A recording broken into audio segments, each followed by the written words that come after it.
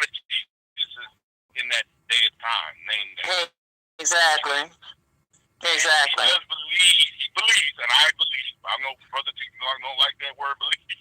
even though that I am a very empirical person, I'm a person that you got to show and prove. Tangible, solid things. That's how I am.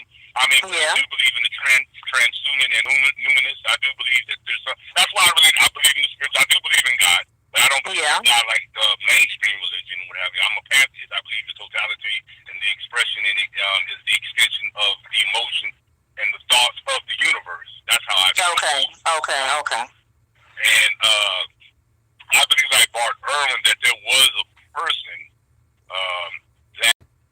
that existed at this time where all these things, the mythological, the mysticism, and all these other things and accolades were put on this person. But again, there's no historical evidence. It's not even there. So exactly what they typically think, she done lost her mind, Well, but see, like your personal journey, like I got it. I'm gonna say this. I mean, every individual, especially like us critical thinking people like yourself and brother Taalik, we can say that there's a common thing that common theme that all three of us had a personal progression in how we evolved, where we was of religion. Brother Taalik was in the Nation Islam. I think he was a very staunch Christian. I was part of dialogue in our discernities. Exactly. I know what you mean. Man, it's beautiful too. It's beautiful. Well, I don't want to break up this beautiful conversation, but everybody is in the house. I can't believe it. Everybody is here. I got we got Isaiah here. No, not I don't have Isaiah's telephone number. I don't think I could contact him anyway.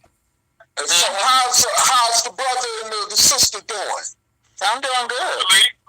All right, y'all doing all right. I'm doing the same old. Well, it's to be expected. Yeah. And I got Sister Rashida here too. Hey yo, hey, how you doing? I'm good. How you doing? I'm doing good. Hey, is that Rashida? Yeah.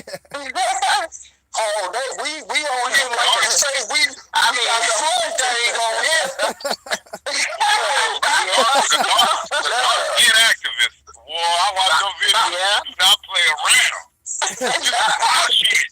I'm not making fun now, Chief.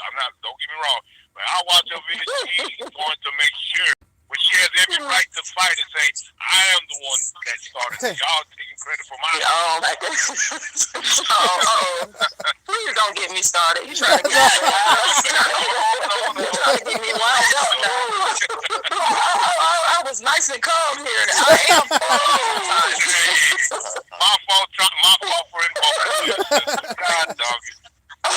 No, it's all good.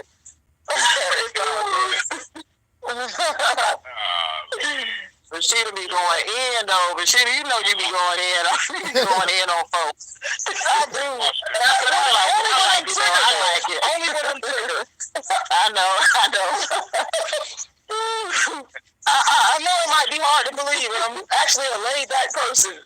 I am too. I'm a laid back person too. Everybody thinks I'm obnoxious, rude, and savage or something.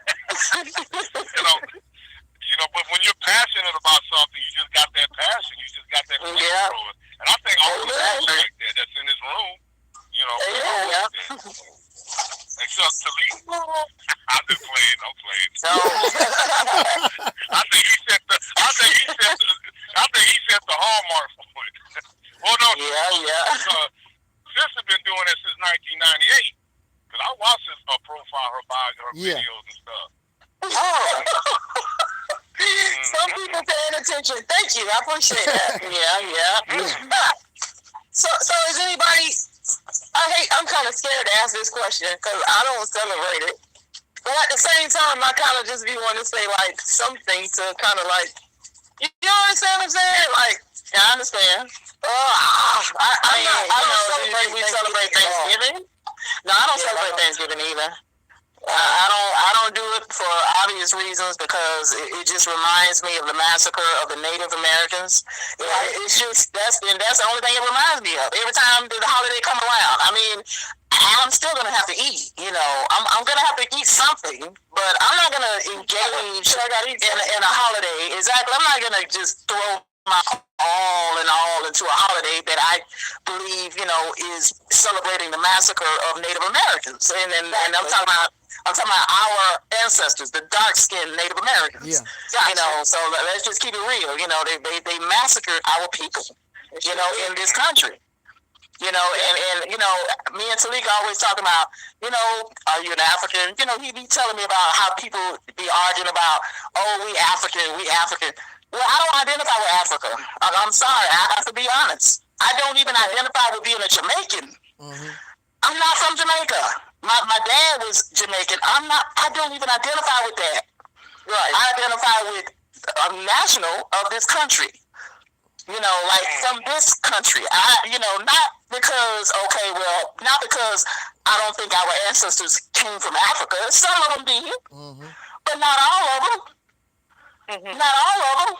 A lot of them were already here in this country. They took the core of our people that was already over here and enslaved all of them. They tried, at least. Mm-hmm. It was like over 700 tribes, I do believe, right, in this country alone. Dark-skinned tribes. But now we can't even name 10. Mm-hmm. Can you name 10? Mm-hmm. Can anybody name 10? No. Okay, exactly. That's my point. You know what I do? Like this thing, I do it for secular reasons.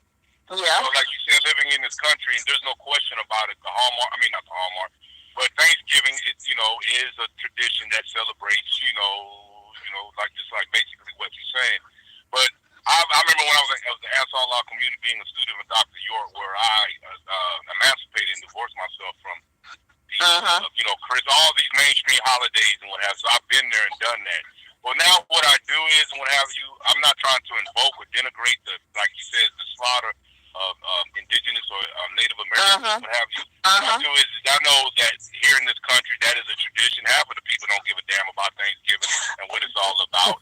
We just do it more of a custom and a tradition, where people, like, when I go back home, all black folks we're not sitting there thinking about the pilgrims and all that. It's a tradition that I do use as a thing. But don't get me wrong. I mean, I don't never negate or forget what its purpose was and what have you. Stuff. What I do is I don't try. Back then I used to, happy Halloween and Santa Claus and all that. I used to be like that. But now I know that people are going. That the majority of people in this country is going to follow the traditions and customs, and they do it. And it's more of it became more family oriented, of their own personal thing. And of course, predominantly a Christian thing. We do it. Well, not we, but most people do it because of their celebration, because what they believe is the birth of Jesus Christ and what have you. So I do go when my mom does it. She's a Catholic. My family, they do it. So I go and I eat the turkey. I eat that. I do. I never forget what it's all about. Don't get me wrong. The origins of it. Brother Taalik, you got that YouTube up? Yeah, the YouTube. We've been live for about 10 minutes. Oh wow! So Reality Temple on Earth. Yeah. Never find your thing. I mean, but I know, a lot of people, they get really, really offended when you tell them, I'm not African. But I'm not really African. I'm, you know what I mean? I'm from this country. A lot of people get offended. I'm offended. Like, who are you to tell me we not African? We not African. Well, okay, Yeah, well, technically we're not African, and then the people over there in the continent, they don't even call themselves African. No. They call themselves, by the nation that they live in. They call themselves Nigerian, Libyans, Egyptians, Somalians.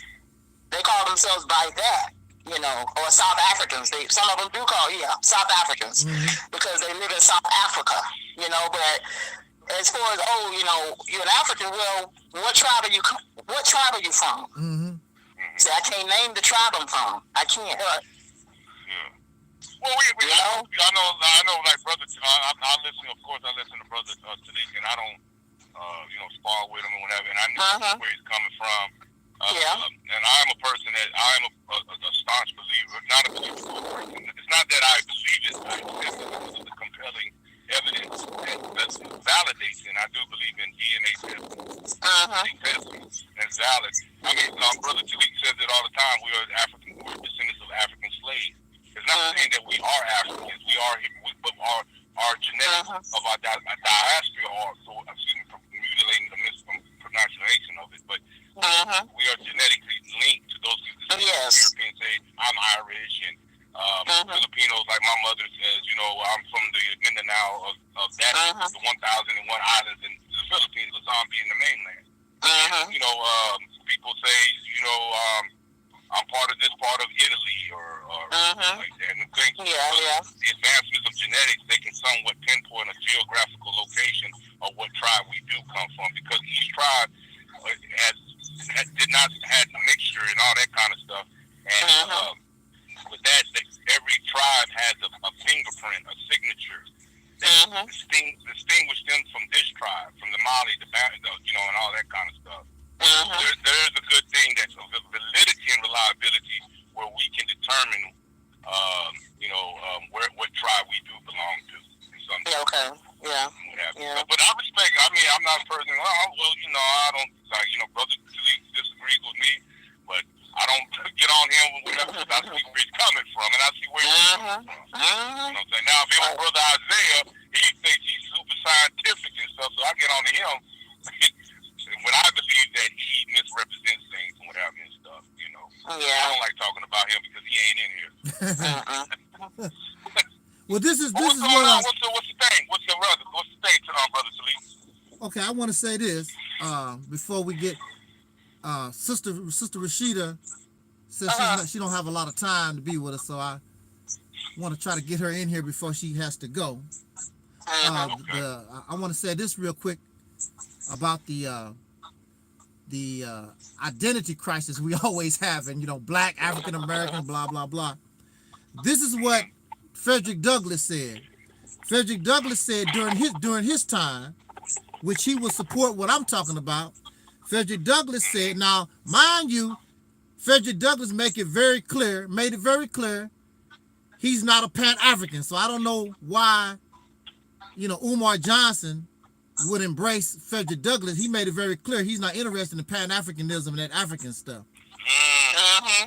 He said this was during his time. He said, we have been here 270 years.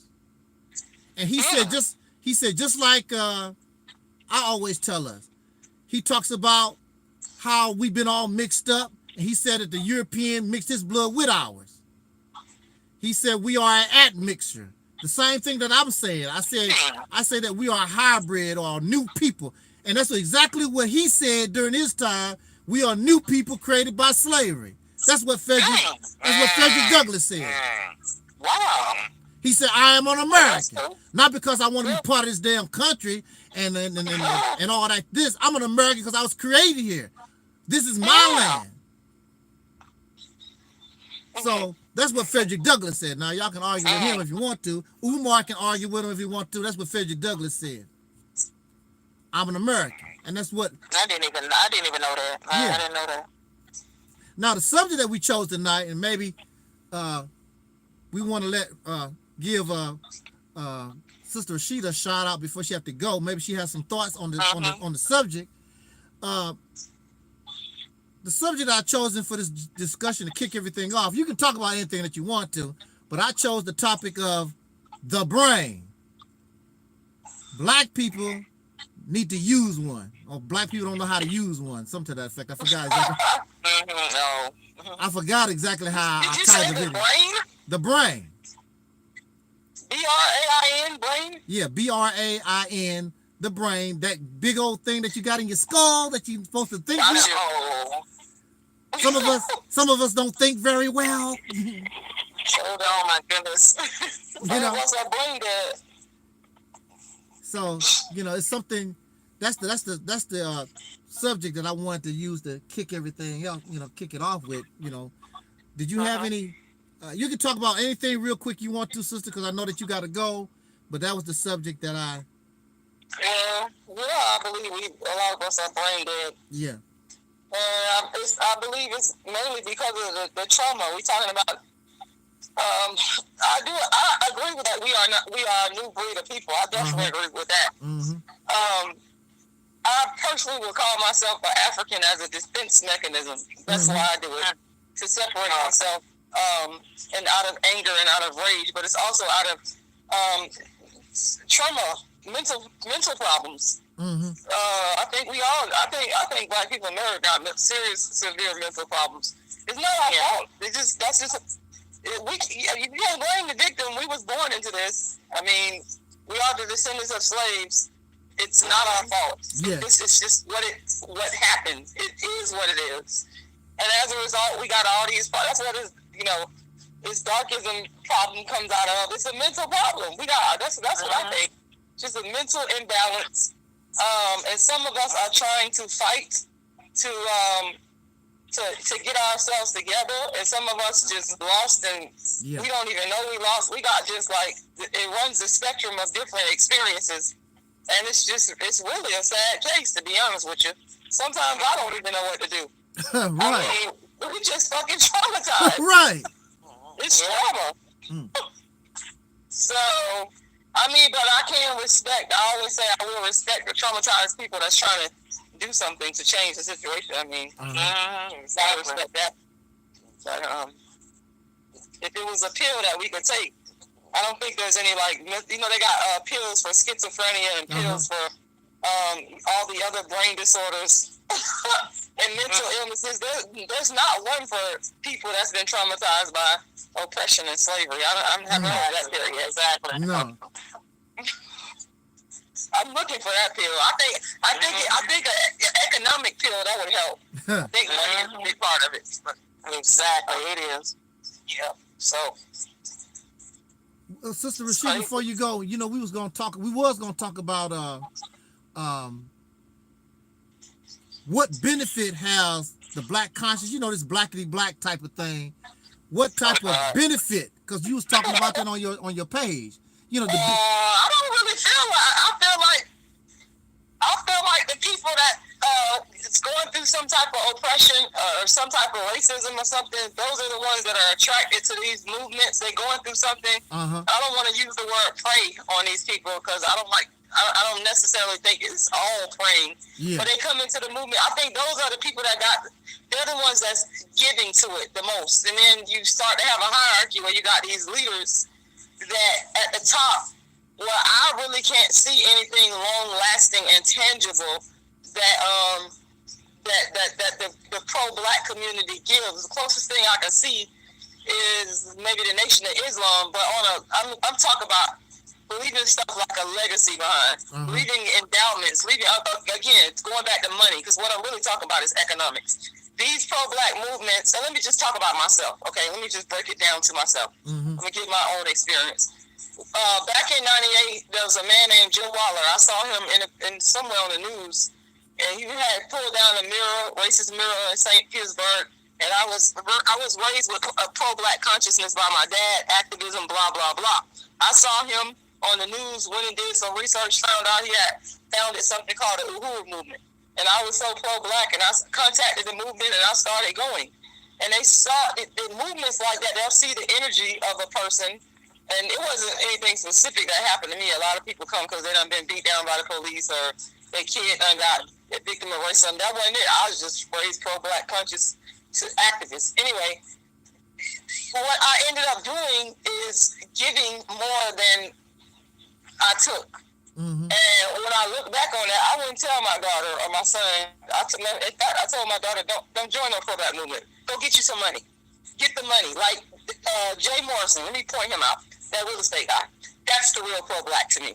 That man is a millionaire real estate investor, and he goes around in the hood, in the juvenile detention centers, in the jails, teaching Black people how to build real estate. how to invest in real estate. That, to me, that's where it's at. It's economics.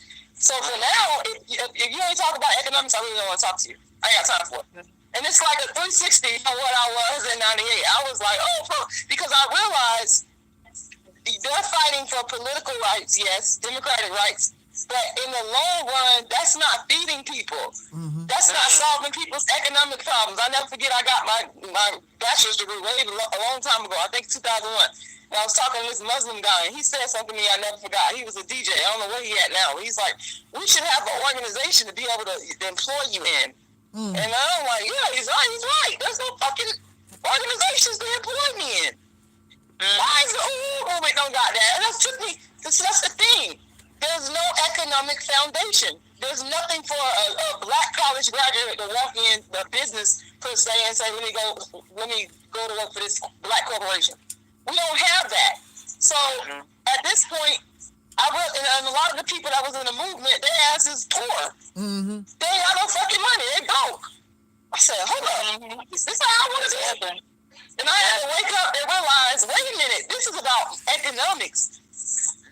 The civil rights movement already did the political rights. They already did that. We need to be focused on getting money. So I told my son, my daughter, I said, look, don't go in no black movements unless they're talking about money. If they're not showing you how to build a business, how to industry that's going to make you some money, then you need to don't even be bothered. You need to keep moving. You're going to fucking waste your time and energy.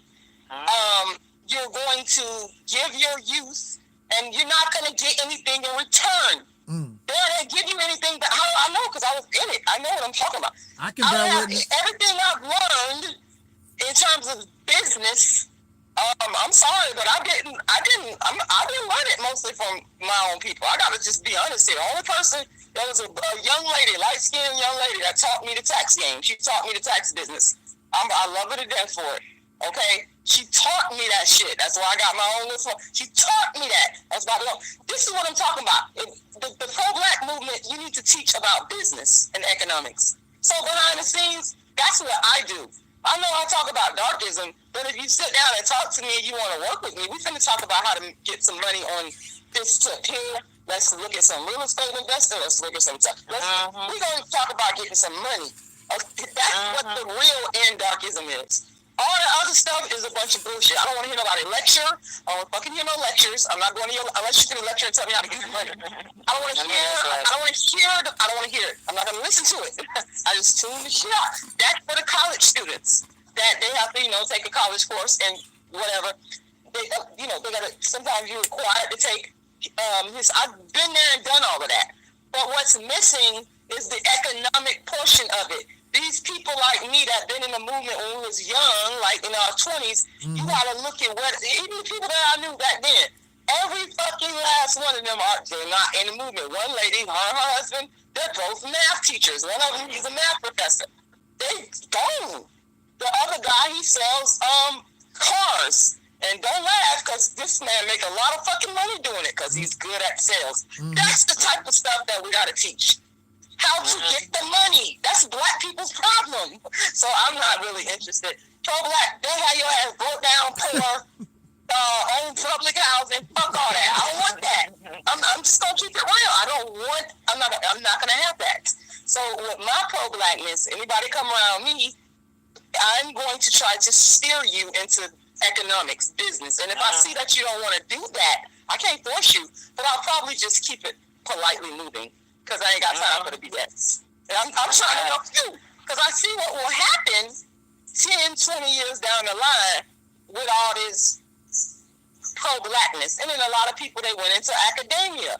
They went and got their degrees, which I don't necessarily believe that a degree is going to make you the money. It's really going to be opening up business and investments. But why are these pro-black? Why are they not teaching this stuff? And then my criticism of the Nation of Islam now, it is a lot of ballers in the Nation of Islam. I've met them. But they need to be teaching how did you run the ball? I had to pick one guy, Blaine, he was an investor. So what you do, tell me what you do. I beat him over the head and tell me this stuff. You should be willing to tell me this stuff. Share the information, thank God for the internet, because now you got this stuff. All I got to do is go online, find out what I want. I ain't got to fuck y'all. Y'all don't want to tell me, okay, that's fine. I'll go online. and go about my business. So that's what pro-blackness is to me. If you're going to help other black people, young, old, middle-aged, learn how to become economically self-sufficient, I'm all in. If you're not, if you just want to talk about, you know, give me a lecture on, you know, show me how much knowledge you know, that's not going to get me any money. My attention span is just like so short. I ain't got time for it. I'm annoyed by it. Yeah. In that. It's about the money. Trust me. It's about the money. Rashida, before you get out of here, can I hit you with one more question for you? Sure. Because you get a lot of heat because of this other opinion that you got on your page, and it's when you talk about y'all need to stop having all these children. They sure do. They piss me off too. I'm pissed off about that too. Yes, I am. Well, that's the problem is, again, it goes back to economics. In this country, if you know, first of all, if you dark skinned, you having all these kids, and you ain't got an economic foundation. I draw from my own experience first. My mama, dark skinned, with all these children from different multiple baby daddies, and we caught hell for it. We grew up poor. That's our fault. I'm not saying that you should have kids. I'm saying, well, maybe you should do several things. Maybe you should refrain from engaging in that behavior. Maybe you should get married. Maybe you should get some damn education. If you got a mental problem, maybe, yes, I'm going to say this. If your ass got a mental problem, maybe you should rethink having kids. I know one dark-skinned, okay, I know one dark-skinned girl. She got all these kids, and every last one of them got taken by the state. She got a mental problem. She just keep on having all this. So that's what I'm saying. These people disgust me, especially the ones that know what they're doing. I don't like to see a bunch of children out of wedlock. I don't like to see it. It bothers me. I can't, because I see the results of it. And people like to dress it up and say, oh, God is going to provide. I don't want to hear all of that. Like these women, these church ladies need to stop telling young girls God don't provide for them. They ain't going to help them do nothing. They're going to sit right there and watch them struggle and suffer. So I beat it in my son's head. I said, Raheem, my son got a high school diploma. He ain't got no criminal record. I said, don't have any kids. Hold on one second.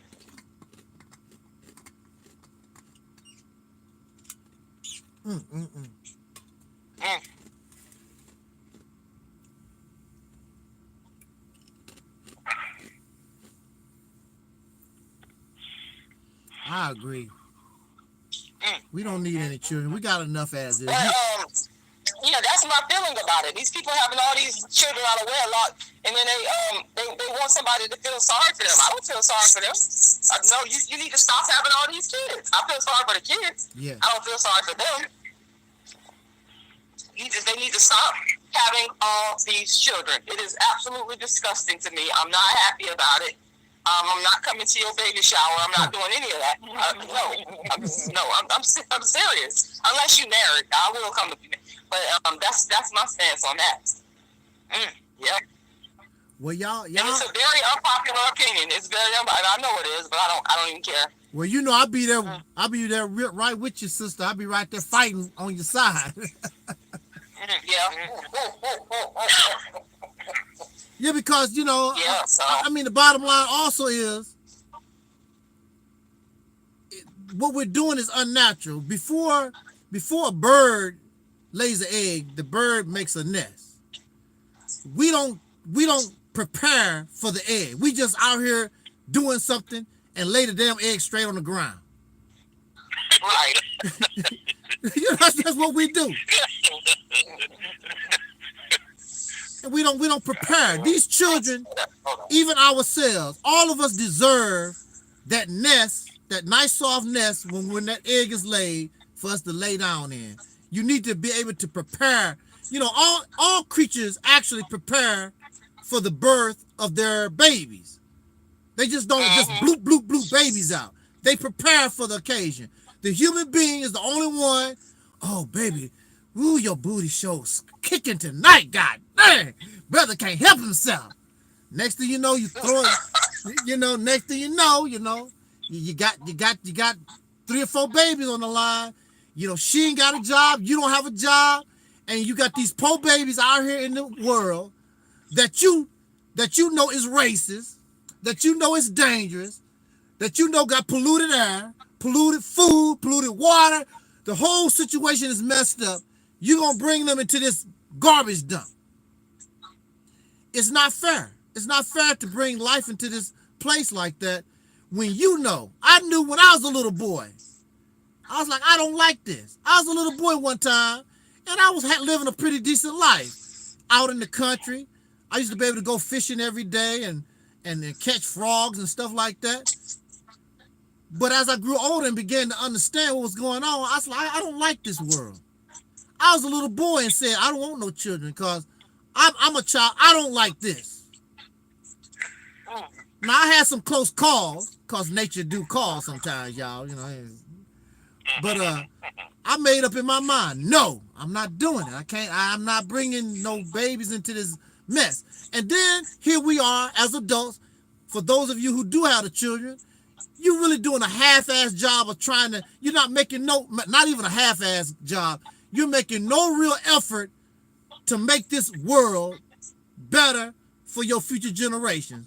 Basically, what you're doing is what was done to you. I'm going to spit you out. If you make it, you make it. You don't, you don't. That's what you've had. That's what you've done. And then you say, I love you. How the hell you going to love me, throw me in fire? Well, if you get burned, well, you know, but if you don't get burned, what kind of love is that for these future generations? We really, you know, love is such a easy word to say, but our demonstration, action speaks louder than words. Our actions do not show that we really love our future generations because we need to be doing a much, much better. We need to be getting rid of racism once and for all to make their lives better. Do you know how beautiful this world would be just to get racism out the damn way? Let alone, actually, a whole lot of things would be falling if we could knock racism out the box. You know, materialism, greed, a whole lot of other things will fall with racism because, you know, a lot of this stuff is interconnected. But we need to clean this up better than what we're doing. Those who are in control, they're not going to let this go. They benefit from this mess, and they're not going to let this go without a fight. We have to be willing to bring that damn fight to them. If you're not, then stop talking about, you know, I love my children. You a lie. I do love Negro. You can't tell me I do love my kid. You can't tell me. No, you're not. No. Because you're not preparing a better world, a better place for these babies. You just throwing them out here and hope for the best. And they deserve better than that. Our ancestors, unfortunately, came from a bad place, but even they did. They tried to struggle and make things better, and they did. Because if they didn't, we might be on a damn slave farm right now, you know, picking some cotton or some tobacco or whatever. Brother Taalik, you might be that big mandingo on the slave plantation.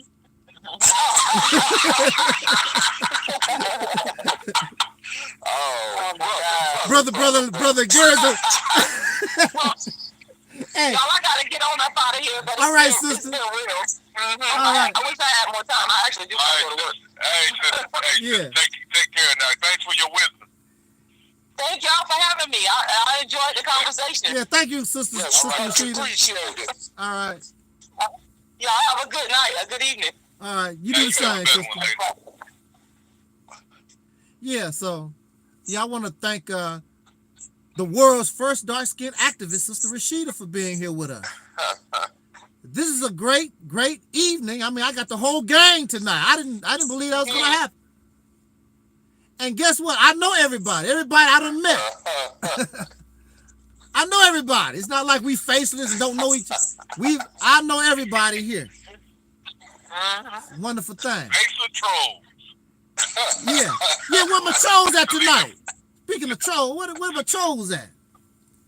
Trolls haven't bothered me in a while. What's up with that? They really, you know, I made that video. They coming. You gonna talk them up.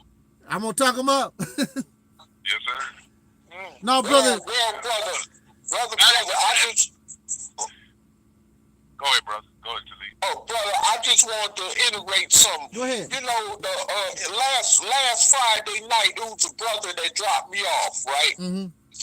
And he told me I need to connect back with my personal family, right? And I told him that circumstances have made it to where it's just simply not that easy, of course, or it's just not that plain simple. And I said because we, as most of us as so-called African-American families, we have been destroyed. You know, basically what I was laying out to him in so many words was that our family structure is so dysfunctional that it's just not easy for us to be together or to be unified together as families or to be kumbaya close to each other to where we would all get along or this and that or whatever. And he said, well, his family is not, he claims his family is not dysfunctional to that point because he says that him and his family always come together or have get-togethers. He even went to showing me pictures on his phone of him and his family. And I'm like, okay, but somewhere down the line, there's some quirks in his family. Of course, though, I'm going to let him have that belief, you know, because many of us live in illusions when it comes to that family situation. You know what I'm saying? But I thought a few days later, I say, let someone in his family die and leave behind some money. That'll be enough for half the family to fight over and probably kill each other over. I mean, you know what I'm saying? Yeah, you know, that type of situation, you know, or somebody end up going to penitentiary because somebody got hurt over somebody's assets or some more because somebody is jealous of somebody. And all of a sudden now people just realizing it after all these years. You see what I'm saying? Or somebody truly deep down inside they heart never liked a certain individual, but they put on the show to conceal that. You see what I'm saying? By keeping a smile on their face, but after all that time, they really hated that next individual deep down inside. You see what I'm saying? See, he don't know that travels through his bloodline, like the rest of us who are experiencing the reality of being descendants of slaves born in this country. You see what I'm saying? So I'm going to let him live in that illusion until one day, hopefully, he find out different. And see, it's a lot of other dark-skinned descendants of slaves born in America that think like he do. Oh, well, my family get along. Or my family this. No. That's not reality. He made it sound like him and his family don't have no type of form of dysfunction going on. But according to but as opposed to contrary, as opposed to popular belief, with some people that think like he do, we have all been destroyed in some form or another in this dysfunctional society, especially coming out of the ashes as slaves. You see what I'm saying? That makes us dysfunctional, period, as individuals, let alone families. So somewhere down the line, just like in my family, just like in y'all families, or any dark-skinned descendant of a slave's family, there's going to be some type of dysfunction going on somewhere. Now, some families get along pretty well than others, but that don't mean that dysfunctions don't exist in that family. Come on, we are in a cesspool, like Brother Taalik would say. We're living in a cesspool in a society that breeds nothing but 100% dysfunction more than anything else. So it's impossible not to come from a family in America, and I don't care what the skin color is either. It's very impossible to come from a family in America that don't have some type of form of dysfunction going on. And for those of you that believe otherwise, hey, I'm unapologetic about that. I just got to keep it real. You know, your family has some type of form of dysfunction going on, whether you see it or not.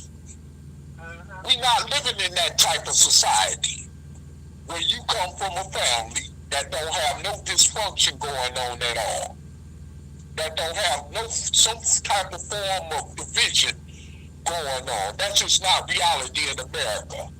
Hello? I mean, can I get a witness for those of you in religion? Yeah, go ahead, brother.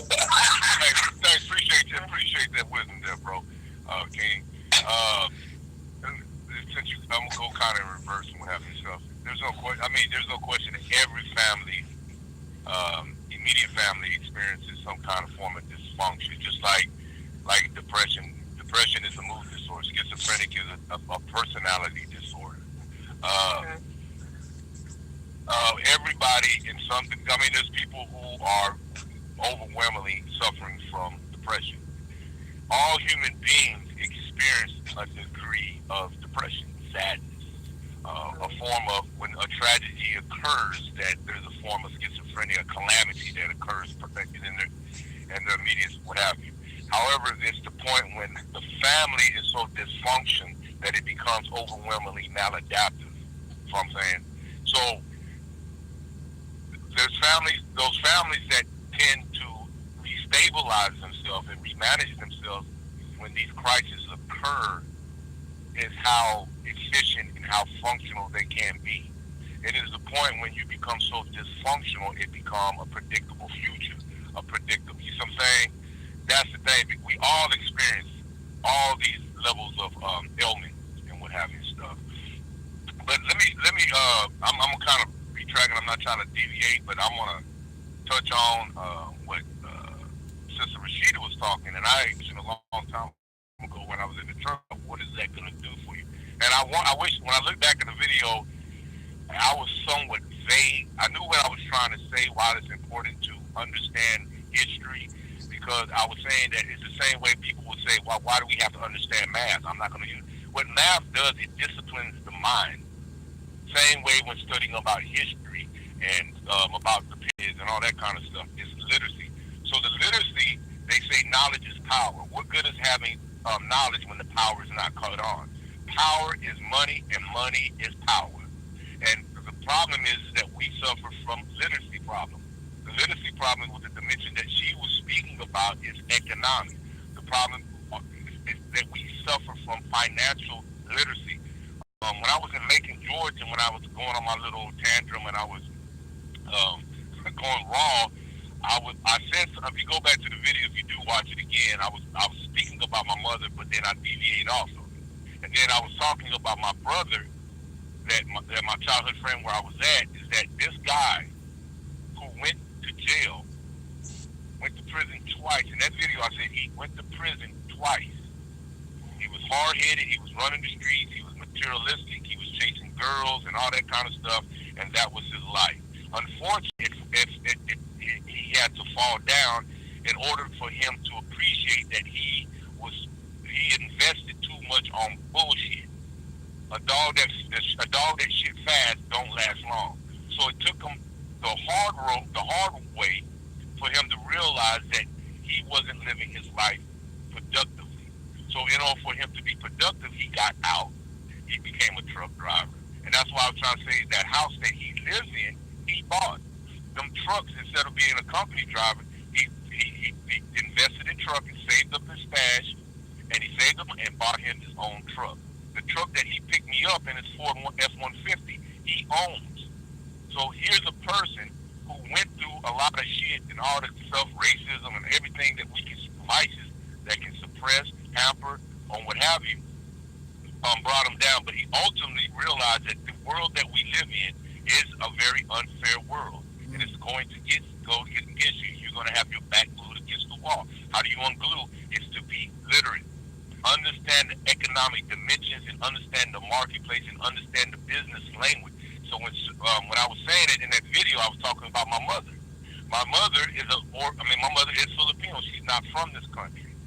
My brother died, and she lost her husband. Back then, women didn't work. My mother did not work. But then when my father died, and she has the equivalent of a third grade level, and she get mad about this and mad about it. No. What she did is she understood the game. She understood the game, and what she did is she understood the thing, and what did she do? She makes more money than Van Camp got pork and beans. She makes more money than I do. My daughter makes more money than I do. You see what I'm saying? And what she did is she learned about real estate. When she was brought to the lowest of the low, and but still raised 3 grown men, including me. You see what I'm saying? So I do believe that the brain unfortunately, I understand us black folks are not taught this kind of stuff. Unfortunately, ultimately, overwhelmingly, white folks are taught about it. They get $20,000, $10,000, and they have those assets. They have that capital. They have the capital, and they put it in the damn thing when the children are born. By the time they reach 18, that money is going to be at least $80,000 to $100,000 if it's invested in the proper slot, invested slot. You know what I'm saying? But just to get back, if the brain does not have something that's valuable, that's not input and injected in it, then something that is not worth, that doesn't have worth, will make unvaluable choices. And that's the thing about the black conscious community. The black conscious community is like Brother Taalik always says, feel good. We want to worry about pyramids and all that stuff. And I see, I say, and Taalik does that. He questions me. He said, Gary, what is that going to do for us? Brother Taalik always asks that question. Or somebody in the chat will ask him to ask a person, not just me. So I do believe what Sheri was talking about, and I've been wanted to say that for a long time. We have to. It's not the pursuit of being materialistic. It's the point of that. It's a reality that we live in, and of our division of labor and our social stratification in this society. It's not imperative that we should have to live a good life. Don't get me wrong. But if we're going to be movers, or at least the individual is going to be a mover and make influence and make impact, that person needs to find a way to yield money. And to yield money is equivalent to power, and power is money. You know what I'm saying? And it has to have some economic literacy and comprehension on doing that kind of stuff. But unfortunately, we want to look for tennis shoes and all that kind of stuff to feel it's superficial, it's artificial, and it's a symbol that we have money. That's why I always say there's always a lot of people that I see, including my mom. I remember we was going to Golden Corral, and the old man said, "Damn, man, my mama, why are you picking up that penny?" Because my mom reached down and picked up that penny. And my mom told George, he said, "That's why I got money, you don't, because I value money." I swear, I'm serious. Anybody, you see my mom on Facebook. I mean, you probably talk about it. Everybody knows my mom. Everybody knows that she's straight up, she's raw. She don't run around with money. I mean, the people that look like they got all the money, like you look at the rappers. Most rappers, they look like they got all the money in the world. But like I said, they'd be so broke if it cost 2 cents to take a shit, they couldn't even afford to vomit. But then you see Bill Gates. I'm not trying to. I shouldn't use Bill Gates. Other people that got money don't even look like they got a dime in their pocket. So that's the disease of the multiplicity of a lot of variation in variables and factors that's contribute to the black community and what have you stuff. But let's look at it. Look at Black Wall Street in Tulsa. Look how the black folks, even despite the fact they had black laws, the coal laws, segregation, Jim Crow law, separate but equal. But there was black folks that consolidated themselves, that they oriented themselves, that was inside their own community. They had their own doctors, they had their own schools, their own banks. You see what I'm saying? And they enriched that community, and the money was invested back into it. You see what I'm saying? So that's just my assessment. I was adding to what Brother Taalik was saying. And as far as that, brother, you know what I'm saying? Only you know what you went through with your family, and you said you don't think that's a good idea. Hopefully, I know you're a man of compassion, you're a man of heart, and you do one day want to get back with your family, you just don't feel like it's not right. Or one day you may, hey, it's unrepairable, you know. But I believe that knowing you a little bit, I'm just the little that I know about you. I know you have a good heart, and it does hurt, man. I've been around a lot of people. You know, my father passed away. It broke our family apart. Not in a it just unfortunately, it just seemed like we disconnected with a lot of our folks, and it hurts. I don't know what your situation is. It's not my business. You don't have the liberty to say it or tell it. But whatever thing that you have, ills or ailments you have with your family and stuff, I know you still want to see your family, and yearn to see your family. And the brother was probably just saying it out of a good heart and what have you. But you know the magnitude of the severity of your issue that you have, that is based on your circumstances, like you said, or your situation, that it is not likely to happen, not at least yet, and what have you. I appreciate y'all giving me the time to speak my wisdom. Yes, sir. Yes, sir. Yes, sir. Wonderful speak there, brother Gary. I want to say, support our brother Gary. He's Cool Cutter on YouTube. Tonight we had Sister Rashida Strober, the world's first dark-skinned activist. You can find her on YouTube, Rashida Strober, the world's first dark-skinned activist. Tonight, our sister Noble Levine is here with us. She has a website called ancientcreationmyths.com, and her YouTube page is Alberta Parish. Make sure you subscribe and support her.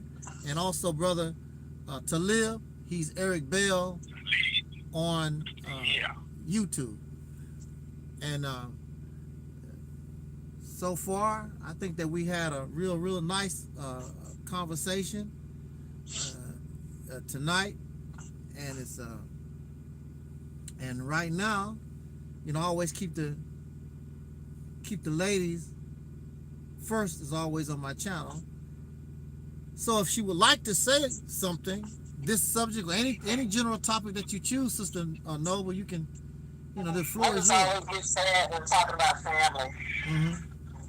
I always get kind of sad because I lost my mom. Yeah. So that really is kind of really a problem when you're talking about family right now. You know, and I lost my mom October 24, 2017, and I'm still irritated. Wow. Like I'm just still I'm serious. I'm still dealing with it. Like, you know, so it's kind of I just get irritated sometimes when I think about it. She died from stage 4 uterine cancer. You know, so just got a little sad, you know, when he was talking about his family, you know, because I know my family is not that close either. So there's no real camaraderie between us like that. You know, between my sister and I, there's no real camaraderie, you know. And I just always get sad. Just always get sad about it. If we have... You know, I really don't want to be honest with you. I really don't want to talk about it. I'm just going to be honest with you. But I do want to talk about some money. I do need some money, though. I need some money. You know, we all need some money, you know. I mean, which is why I do support the ADOS movement. That's the reason why I support the ADOS movement. Because reparations is integral to our survival in this country. And that's a very integral part of our survival, because really, we're not going to really make it. I mean, I can't see us making it as a people in, say, the next 100 years in this country, because we're in an economic holocaust as of right now. And it's going to take economics to really repair the situation that slavery caused. It's going to take real economics, money, wealth building, you know, our own resources. It's going to take us having our own resources, not being totally dependent upon the federal government for our resources. You see what I'm saying? So I just feel like, you know, economics, you know, without it, we're not going to survive in this country. And so I totally agree with Rashida. I totally agree with her. Everything she said. And also, you know, people shouldn't be going out here having all these kids out of wedlock. Having all these children, really? and you know you don't have anything to give these children, and you having all these babies, and you don't have nothing. That's not fair to the children. That's not fair to them. That's not fair to their futures. Right. You know, it's no fun growing up poor. I grew up poor. It's no fun growing up poor. It's no fun to be poor even as an adult. There's no fun in that, you know? Yes. You know, and I just feel sorry. Like I said, I really feel sorry for these children. Like I always say, I feel sorry for the children. I say the same thing. I don't feel sorry for these adults. I feel sorry for children living in this country. Black children, especially black children. Mm-hmm. So that's my take on that. I just got a little sad when he was talking about his family. Yeah. So that bothered me. I'm just going to be honest, it really bothered me. Just hearing that, you know, because I felt where you was coming from. You know? I felt that. Well, I tell you, my own personal family, my grandmother was the matriarch of our family. She was the one that knew everybody. She's the one that knew a little of the history of a little bit of everything. She's the one that kept what little we had together, my grandmother. And when she passed in 1989, I believe. When she passed in 1989, that really was the beginning of the end of whatever little connection. Somebody playing with a potato chip bag or something, Brother Taalik, that's you again? That ain't me. I don't know who that is. Excuse me, brother, my bad. You love potato chips and chips. No, I was eating some grapes. Oh, grapes and chips. But she was the one that you know, kept our little whatever little we had together. She was the one that kept us together. Once she passed, it was really downhill. Nobody really communicated with nobody, talked to nobody. And I made it back in the early 90s. I made an effort to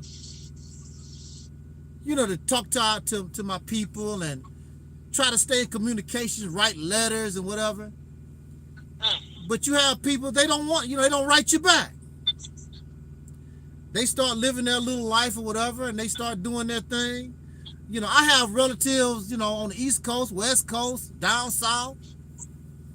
But, you know, people don't want to, I guess, I don't know, is the postage too high or something? They don't respond. They don't want to call you back. They don't want, so for me, unfortunately, I don't go around trying to beg nobody for their love, you know. Now these are my biological relatives. Now, if I'm not going to beg and get on my knees, beg for the friendship of my biological relatives that I know for a fact, what make you think I'm going to beg and plead to some Africans or some other folks that I don't know nothing about for their love? Will you accept me? I'm an African. The hell with you. I'm not going to do that. I don't see no African nation, nobody out there running around trying to be lovey-dovey with us. It's these Negroes in America that's always talking about the Egyptians and the Africans, and these people don't say a damn thing about us. We got countless videos talking about Egypt and the Africans and blah. Where are their videos about us? Like Eric Muhammad said, talk black to me. Where are their videos about us? These Negroes run around here getting DNA tests, trying to prove they some African. Where are the Africans getting DNA tests to prove that they are trying to be related to you? They're not going out their way. Those people on that continent don't teach their children black history. They are not teaching their children. We have some long lost kidnapped relatives that live in America. They're not doing these things. You go way out of your way to try to be lovey-dovey with people that don't give a damn about you. What have they done to make you want to love them like that? It's the same thing dealing with these races. These Negroes get kicked in the ass, they get bit by dogs, sprayed with water hoses, go through all kinds of crap to be with these racist folks. For what? Why you want to love them so much? What make them so damn special? The hell with them. You don't want nothing to do with me, I'm fine with that. Cause I was doing fine before I met your happy ass, and I'll be fine after you take off. I don't give a damn. I'm not begging you for your love. Continue on this road for 76 miles. It's not that serious. I'm not doing it. So I've tried. There's nobody in the family that can say, well, he wrote me a letter. Yeah, he called me. Cause I did. I went all out my way. And these are my biological relatives. I know them. So I damn sure not gonna go out my way for some people you believe I'm supposed to be related to. They say African. African is a relative or general term. They are never specific about who the hell I'm supposed to be related to. You are African. African what? Or even Aboriginal. At least I would give the Aboriginal people more credit because at least they name different tribes and things of this nature. They do try to be specific. They don't always say Aboriginal or Native American. They sometimes tell you, the Sioux or the Cherokee or the Choctaw. They break it down to somebody. These people that I'm talking about African stuff don't never be specific about nothing. And then they talk about, let's go to Africa.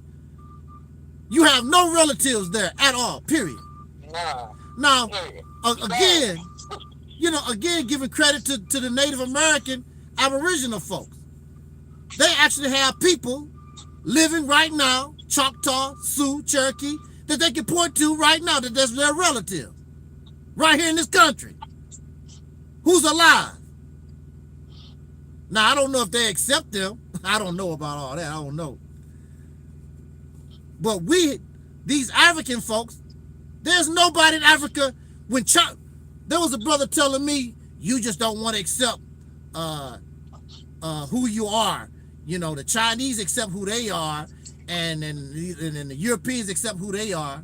When the Europeans go to Europe, many of them go home to see some relatives. They actually have real relatives in Europe. When the Chinese go to China or Japan or wherever the hell they come from, or in Brother Gary's case, the Philippines, they have relatives there. When you take your Negro self to Africa, who's your relative? When you go to Africa, you are a visitor. You are a tourist. Or a copter. That brother that got that channel, Search for Uhuru, he has no relatives there. He's a visitor, he's a tourist. And clearly he has a little money. And he's running around there smiling and skinning and grinning. Don't take no money to Africa and let's see how you do, sir. See, when you have money in your pocket, and right now the American dollar is still a little decent around the world, everybody will smile in your face when you got money. Go there and don't have a dime in your pocket. And let's see what happens with you. Turn up missing in that motherfucker. Yeah. Hey, his channel will be Search for Uhuru. Turn up missing. What the hell happened to that Negro? Prince Dadasto, whatever his name is.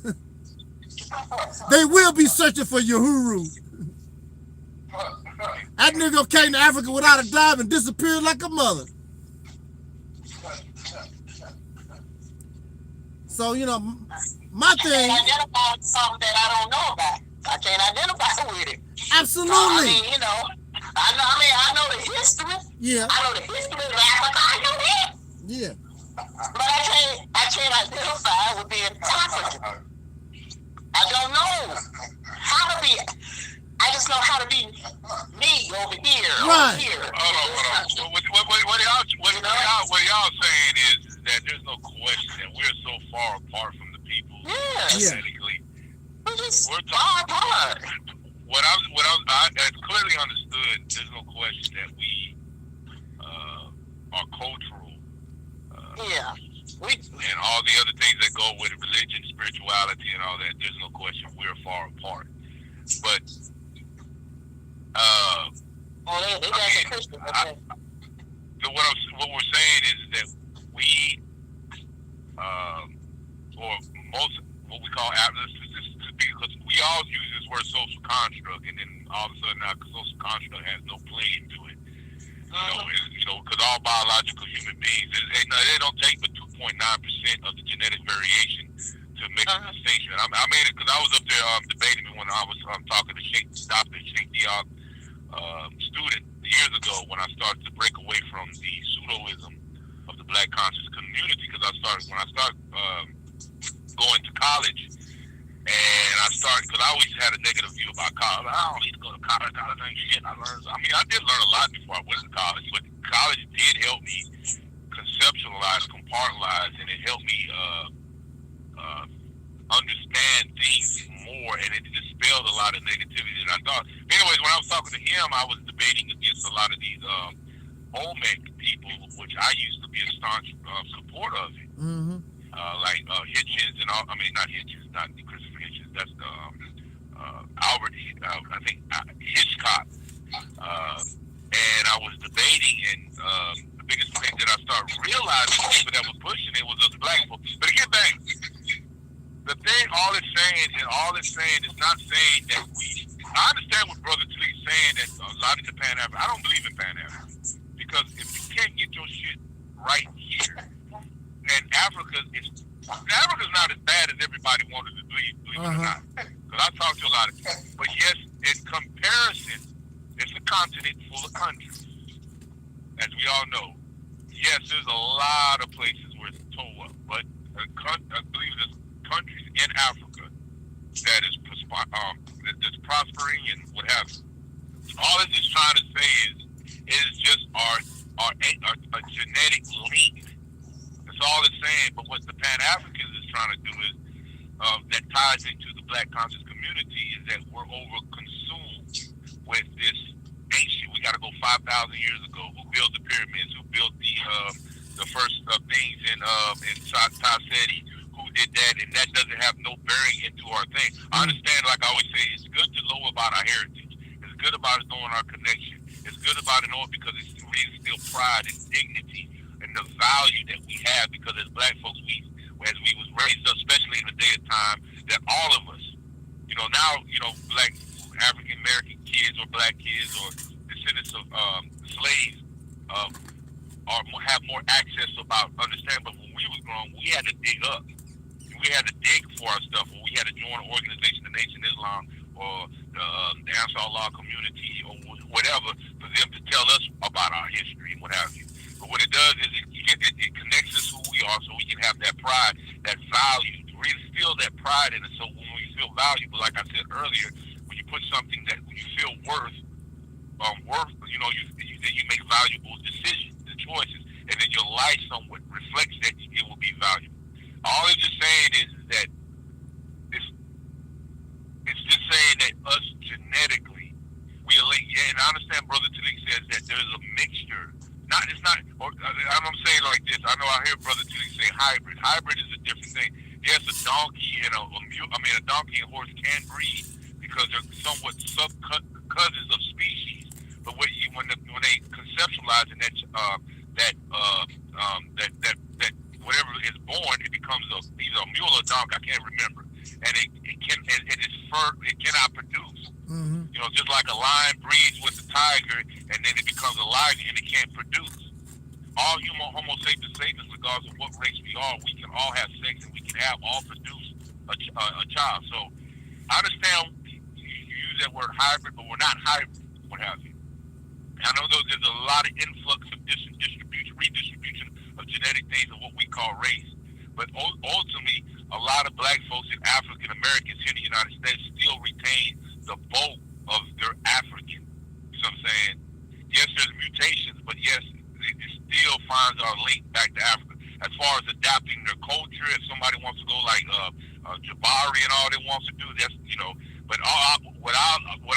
stress, the only thing that I stress is that we still have, or I'm half black, so I can't say Brother Taalik, Sister Noble, and Brother Taalik ultimately has their genetic link back to Africa, just like a European or somebody from what have you has their link to Irish, Ireland, Great Britain, and they can pinpoint exact, or German, or Poland, and Eastern countries, or even in the Levant, of Saudi Arabia, and India. You know what I'm saying? So that's all I was just trying to say. It's a fact that we all have a genetic link, ultimately, and the average rank is 75 to 79%. That most African Americans find their link back to Africa genetic. That's all I was just trying to add to it. I'm not trying to add no what have you and stuff. But again, it's the fact that I understand Brother Taalik is trying to say when he says his criticism towards it, and respectfully, I understand what he says. I just wanted to say that as far as that we're genetically back to Africa, though. But see, we know that the early humans came up out of Africa and migrated. We know that. That's not even an argument here. We know that the dawning of civilization happened in the motherland. Happened in motherland Africa. We know that, which is named after some By the time Roman general. When Homo sapiens didn't move out of it, we're talking about Homo sapiens moved out. That was hundreds and hundreds of thousands ago. By the divergence, why they went to the Levant and they went to the what have you, when they went to the Levant area, what we call Iraq, where we went to Jerusalem and what have you. Israel, there was a lot because of economic pressures and economic service, lifestyle, food, and what have you and stuff. After years, because of equatorial zones, there's a lot of things that contribute to it. Vitamin D, the equator, because the different ozone is different from the latitude than somebody living the North Pole, than somebody living in equator. There's different ozone layers, so it has a different thing. So by the time, after thousands and 10,000 and 15, 20, 40, 50,000 years, there was different haplogroups that emerged out of it. So that's how they can make the distinction of looking at the autosome and looking at these generic variations. They can make a distinction like it's a fingerprint. You see what I'm saying? And they can determine, because like people in Africa, yes, they had tribes. Bantu being the largest, because that's a conglomerate of people of Western Sub-Saharan genetic variation of the phylogenetic tree. You know what I'm saying? But different tribes and different tribes did not mix as much as they used to. So after a while, due to isolation, these different tribes develop a distinct signature that can identify, and you can distinguish from that tribe from that tribe. You see what I'm saying? And science is so precise in some way, and it grows. It gets better and better and better. Not the application. Just like I always tell everybody, with with psychology, where pharmacy and psychology mistreat some patients, like they did Brother Taalik, and they give out these bad medicines for the sake of reaping money and profits. Yes, that's bad, because that's an unethical practice. But it doesn't diminish the veracity of the study of psychology. And some people tend, because the application, just like technology. Technology is nothing but an application of science being embodied in that particular instrument or application. And it's a paradox. It does good and then it does bad. It's the misuse of it. But the research of the ones who did it does not take away the validity or the authenticity of what the study is about or the research about. I hope I ain't losing nobody. So I was just making it clear. I was just making clear that when Homo sapiens emerged, some people say 250,000 to be conservative is about 125,000 years. By the time, and then you have archaic Homo sapiens. But by the time that when they started, there was 3 series. By the time they were unsuccessful, Homo sapiens went there. They lived through the Horn of Africa, which you call Egypt, in the Suez Canal, and they tried to go out, and they failed. And then another second wave, and it failed. And then there was a third wave that was successful, and what have you. And by the times when they went to different locations and what have you,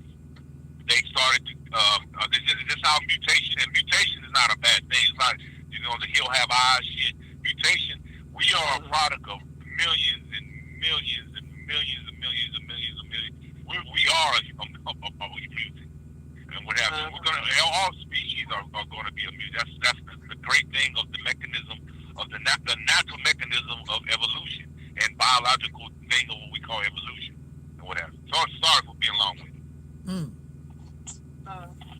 But my thing is, do all this still derive with human civilization beginning in Africa?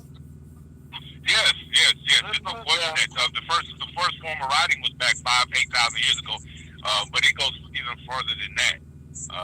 It goes way further. I know that you see sometimes in the academic field that they say that the ancient Sumeria. The only reason why they said that ancient Sumeria predated ancient Egyptians was ancient Egyptians got this shit way from the upper Egypt, or what you call Taseti. You can even find the original people called, you can look it up. You can look it up right now. The Beja tribe. The Beja tribe are still here. And those are one of the oldest remnant of the most ancient oral, because of, you got to understand, in the 12, 15, and the 25 dynasty, of course, the original Egypts were Africans of dark skin, what have you, shit. But then there was the influx of Mesopotamian and Euro-Asians way before the Hyksos got there. And it was a horn, it was a hub because of trade and economic and all those, and it was a mixture and what have you. So it is true that the latter ancient Egyptians were not African or what have you. They didn't look like my brother Taalik or brother Taalik.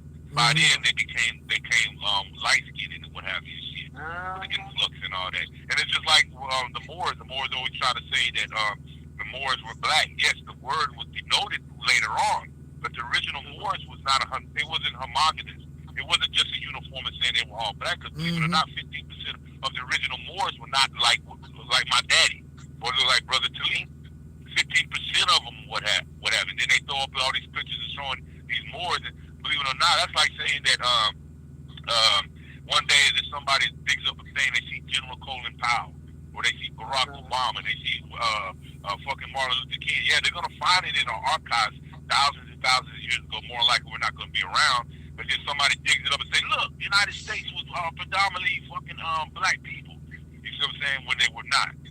Most Moors were Berber looking, Arab. And by the time 25,000 years ago, through mutations and all that, they became lighter and all that kind of stuff. And by the time the Moors emerged, they looked like what you call Arabs. Well, not Arabs that you see like in Saudi Arabia, but particularly they were Berbers and Bedouin looking people. And just like I was telling Isaiah, the original Jews, believe it or not, yes, I studied genetics, JP 209, 45,000 years ago, when the first people, the Homo sapiens, went into the area of Levant, or what we call Jerusalem and what have you. They were African-looking people. But by the time the original Israel emerged, there was so much mutation and genetic variations that emerged through their phenotype, they don't look at it. And it's proven that the Yemenese Jews and the Sumerian Jews after the Babylonians of the 8th century remained in whatever. They didn't get dispersed like the northern kingdom after this Syria. And then, of course, later on with the Babylonians, these people still remain there. And the people that have the strongest genetic frequency of the J marker of Jewish are the Yemenese Jews and the Sumerian Jews, and they don't look African. Yes, until Isaiah, the original people that first went there in the Levant era, way before the Canaanites and the Hittites and all these other people came in, were black. But through thousands and thousands of years, because of the environment, the lifestyle, and the influx of people intermingling with it, it started to take away the light. I mean, it started to lighter the shade of the people that first got there. You know what I'm saying? Yeah, so that's are we talking about these biblical Jews?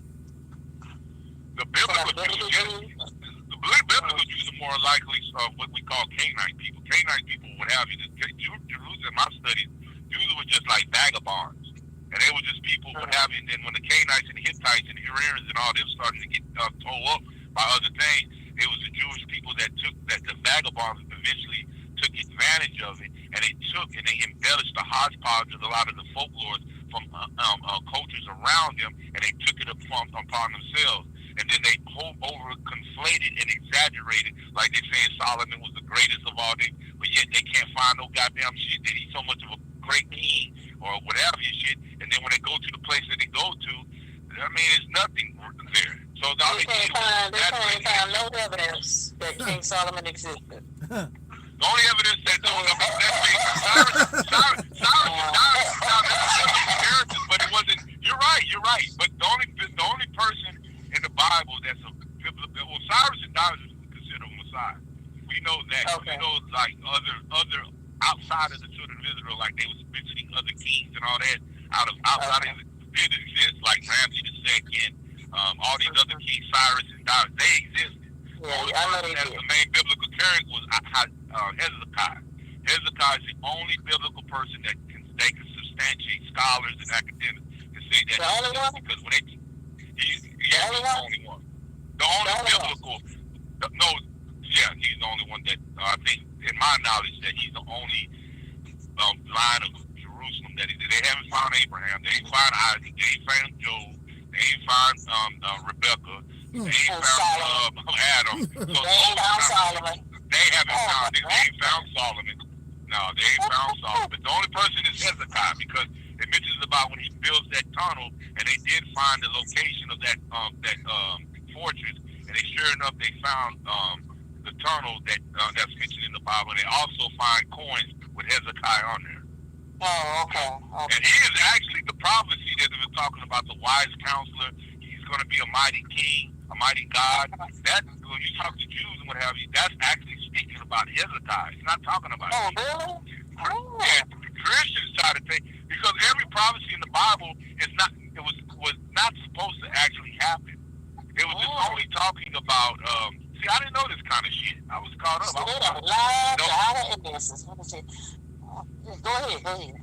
Yeah, I'm excuse me for bringing this up, but when I now studied things, all like Jeremiah, it was actually talking about that particular time, because any prophet that comes, it tells you in Deuteronomy 18, when a prophet comes, he's always going to raise a prophet around you. When the children of Israel, because the Torah is the only book that people should follow, not the book of the Tanakh. It's not the book of the scriptures, because it's the Torah. And every time that the children of Israel deviated off the Torah and they started to follow like the Assyrians, the northern kingdom went and they got absorbed, that they sent a prophet. And they send a prophet that speaks in his word. Anybody that deviates from the Torah, and he needs to amplify and bring them back to Torah, therefore they get redemption. So when Jeremiah and Hezekiah was speaking about these prophets, he's only speaking about that day and time. But see, what Christians do, they take that and say it's a double meaning. He's talking about, it happened, it's going to happen. No, you actually go to any sensible Jew, and they'll tell you that's bullshit. He's only talking about, and there's a lot of prophecy in the scriptures that wasn't even, it's optional. It doesn't mean that's going to happen all the damn time. So it was like Hebrew Israelites. I used to follow that thing in Deuteronomy 20. I thought that was talking about us. We're going to be prophets. We're going to be put in eagle, and we're going to be like this. Yeah, because a lot of folks always come out how that relates to black folks in America, but it does not. It does not. It does not. But I did anxious to know, but I believe it because it made sense. And then I started reading, oh my God, the Eagles talking about the Romans. The ships are just talking about navigation, which they did was put in captivity. It's written by the Romans that the children of Israel was put in ships. And what else? The shackles around their neck. And then that happened in the Second Kings. It talks about them being put in these shackles around their neck. But see, a lot of those people that wrote the Bible, what have you, they made it seem like they wrote it before it happened. In actuality, when it happened, then they wrote about it. Exactly. They went back and added to the Torah or whatever. They added to. See what I'm saying? I know what you're talking about. I figured out, a lot of things about the Old Testament as far as biblical characters being mythical.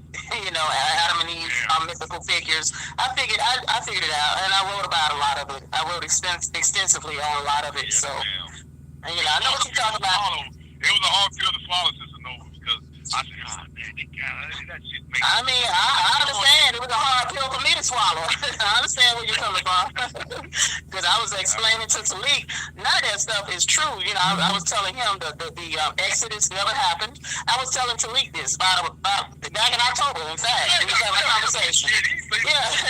The Exodus never happened. Moses never existed. You know, I would just talk to him and tell him that. Wow. I'm just like, really? Like, okay. You know, I like, man, hey, man, it's just like I'm swinging on Taalik, man. That dude been saying this shit for 1,000 years. I know. The book of Taalik. The book of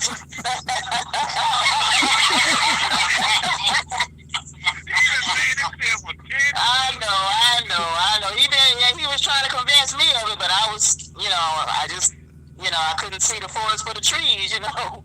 I mean, I'm just gonna be honest. I mean, and I just kind of, I realized, at some point, well, damn, Taalik was right, like, I realized, damn, he was right the whole time. Like, wow, really? Like, oh my God, and it took me forever to realize it, because I was just so determined to believe it. I was really determined to believe it. It's liberating. Yeah. Yeah. Because it intertwines to some degree what Talik's been saying for a long time. He's a harsh critic, but it's justified. He shows his dissent towards it. Yeah. And it is that he emphasizes that empower the power inside of you. Recognize the bullshit, this illusion, like Taalik was saying. Yeah. And what he's saying is that, what I mean by liberating, is that I was so obsessed with the supernatural because of my despair that I felt like something outside of me extensionally should rescue me. Yeah. You know what, motherfucker? I'm the one that's driving. There's going to be some boat that's going to come and drive me into Talik's truck. Yeah, right. I mean, I was looking for Jesus to come in and rescue me. I was looking for Jesus to come and save me. Yeah, I really was. And I was really looking for the Lord to come back and snatch away, the Christians from the face of the earth. I was really believing that it's going to happen in my lifetime. I was so brainwashed and led to believe this for so many years that, Jesus coming back in our lifetime. Look at all these prophecies that are coming to pass, and none of that has to do with any of it. None of that in the Bible has to do with anything that's going on out here now. Nothing. These so-called prophecies of the last times, the last days, or the end times. None of that has to do with anything that's going on today at all. And it took me, a while to realize it, but then again, I was like, I'm tired of going through, this bullshit, what I'm going through. I'm tired of not having nothing. I'm tired of, just not being successful, I guess, things not going right in my life. And then I realized, well, shit, I'm doing all this worshiping and praising and going to church every week, and I ain't getting nothing out of this, right? I ain't got nothing out of this. I'm wasting my time. It's a waste of energy that I could be utilizing towards something else. I could be using this energy toward improving my situation and not going to church and looking for Jesus to come and rescue me, And that's the realization I also came to. I'm going to church every week, and I'm going to church on Friday night and praising and worshiping and reading my Bible and believing and and ain't nothing going on. Ain't nothing going on. You know what the new religion is? Yeah. What is it? What the new religion is? Yes, what's the new religion? New religion? Yes, ma'am. A new religion. What's the new religion that is compounding and how can I say perpetuating our handicap and that lingers, that prevents us from growing and empowering ourselves? What do you think it is? In my opinion, the new religion, in my opinion, is, I would have to say, believing in false hope. Okay. You tell it. I believe the new religion, and it ties on what you're saying too. Uh-huh. The new religion that is dynamic that's perpetuating in the black conscious. I mean, in us black folks, it's the black conscious, pro-black, blackity black. Yeah. That's the religion. Yeah. They preach new hope. I mean, false hope. I'm sorry. They preach false hope. And that's why I said what you're saying, ma'am. Yeah. But that's what they're doing. They want to Yeah. overinflate yourself and want to be a super Hebrew Israelite. You got Wonder Woman braces like you're gonna ricochet bullets. And like I was doing, your ass back at home eating chicken noodle soup. Yeah, exactly. Your ass can't build a taco stand. Oh my God. I know. So I think brother Taalik, brother Taalik, they need to put his chapter in the Bible and then remove all the chapters off of it. Just call it the book of Taalik. Oh my goodness. I'm not being funny. I'm serious. This man been saying this shit for years, man. For years. I have mad respect for that dude, man. And I'm not swinging on your mind either, Taalik. I have respect for you. Yes, sir. I mean, some of the stuff that Taalik told me, I'm telling you. When I went back and thought about that stuff, I was like, damn, he was right the whole damn time. And I was like, I'm sitting up here looking like a damn fool. And I told him, straight up, I felt like a fool. I told him one night, I felt like a fool, Because he was telling me about this so-called, near-death experience and all that. He was telling me about, that folks see stuff all the time when they near death. That don't mean they dead. They just see things like they have dreams and stuff like that, when they're near death. These folks claiming that they died. Some of these folks claiming they actually died and went somewhere. And he was telling me, no, the brain was still active. Yeah. They did not die. The brain was still active. And if you still are brain conscious, you can see all kinds of dreams and visions, okay? Because you're not actually dead. See what I'm saying? He was trying to tell me that. And I kept telling him, they said they died and went to hell. They said they died and went to heaven. And I'm like, okay. And then I thought about this shit. And I was like, you know what? The more I thought about it, and then I was listening to other people's perspective, and then I was like, the more I just sat back and really thought about it, I said, you know what, Taalik is really right about what he said. Them folks didn't die.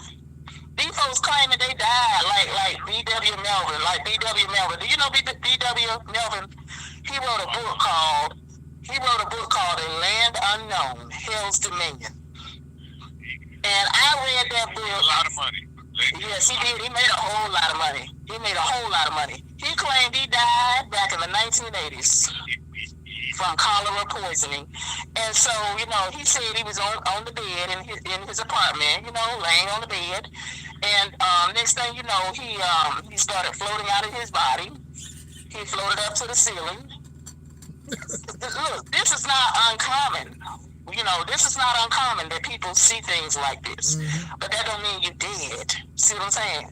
It doesn't mean that you died, okay? It just means that your body is shutting down, but your brain is still functioning, but your body is shutting down. Right. See what I'm saying? What he did, he actually did it. Ate some Elmer glue. That's what his ass did. And ate some goddamn mushrooms or something like that. Nah. He said he didn't have the integrity, the honor. He said, you know what? I'm going to exploit this shit. That's what he did. He claimed he died and he went to hell. Okay, that's what he said. And because he was an atheist at the time. You got a dude, the author that wrote 1,000 years ago called the Dante's Inferno, yeah. Yeah, I remember. You know how many people believe in it? I mean, he was just writing out of his expressions and feelings. Exactly. That's all he was doing. He invented the whole thing. Mm-hmm. But I tell everybody that I said I can prove something. When I said, what happens to you after you die? I said, I can prove it. They said, how can you prove it? You're scientific. I said, I know one thing. When I die, everybody that loves me is going to miss me. That's what I said. They're alive. And and that's proof. Yeah. I'm dead. I know my motherfucking essence gets dissipated back into the fabric of existence. However, when I consider that's proof. When I die, people that's close to me, that love me, like my children and what have you, they're gonna miss me. That's a fact. Yeah. Yeah. I was just trying to use one of Taalik's analogies, like the bird with the shits on the damn. I mean, Taalik is the master of analogy. I'm gonna be quiet. I'm gonna let Taalik. I always because he like to talk, but he like to talk. Yeah. But he also like to listen to other folks. You know.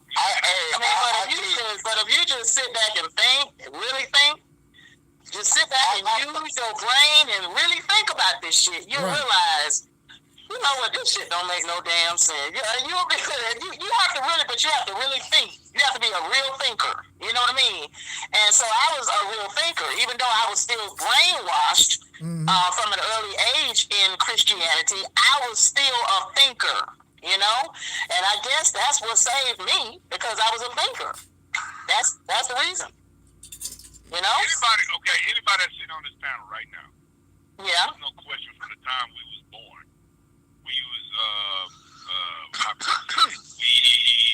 were what society will call renegades, blasphemers, and what have you stuff. I believe that we have a mind that's so original. It's so original, that's very unique, that it doesn't care about society's approval. However, we all did take our own path and we put on the costume. We thought, I go in this. I'm like Brother Taalik went to the Nation Islam. Me and Brother Taalik went to the Ansar Allah community. Went into, how can I say, the stereotypical black church. We all did it. We had to go through it as our school. But unlike some people who submerge, and that's what's wrong with the black conscious community. The black conscious community its intent means well. What it does is, and I'm guilty of it too, we become too idealistic, we become fundamentalists, fundamentalism, and we become dogmatic. And when we become dogmatic, we become narrow-minded. And we say, this is the only way. You got to join our group. That's what I was when I came to Christianity. You're the lie, and we have the truth. Come with us. We have it. We have the revelation, and we think we're part of a mission that's going to save what happens. And that's why I say personally, we all are people that has minds that are clearly different from a lot of people, like the general pop thing. But we also go through our own fucking bullshit. And I hate hearing it. Well, I ain't gonna say I hate hearing it, because he's a living example of a man who went 10 years in the shrink.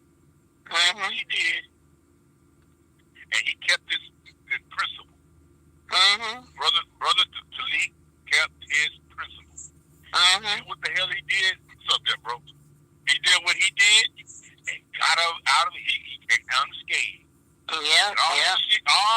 it did, I'm sure in 10 years, it had nothing to him to think. When he got out, it was his mission. And speak his mind, just like he's doing. Brother Taalik me and him with the Ansar community. We had not 10 years, but similar to Brother Taalik. We went through our little captivity, and you did too.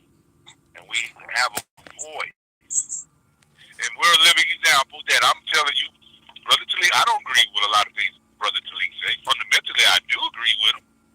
And Taalik don't whatever. I don't with you, and you don't with me. We show right there of our cohesion that we know there's a plight specifically to black folk. One might be stronger than one degree, and this other might be lesser, but nonetheless, the degree is there, and our plight is to raise awareness and uplift black folk. Just like I always say at a football team, everybody can't be a quarterback, everybody can't be a running back, a wide receiver, or a lineman, or a center. But that team comes together and does a fucking main objective in that specific drive.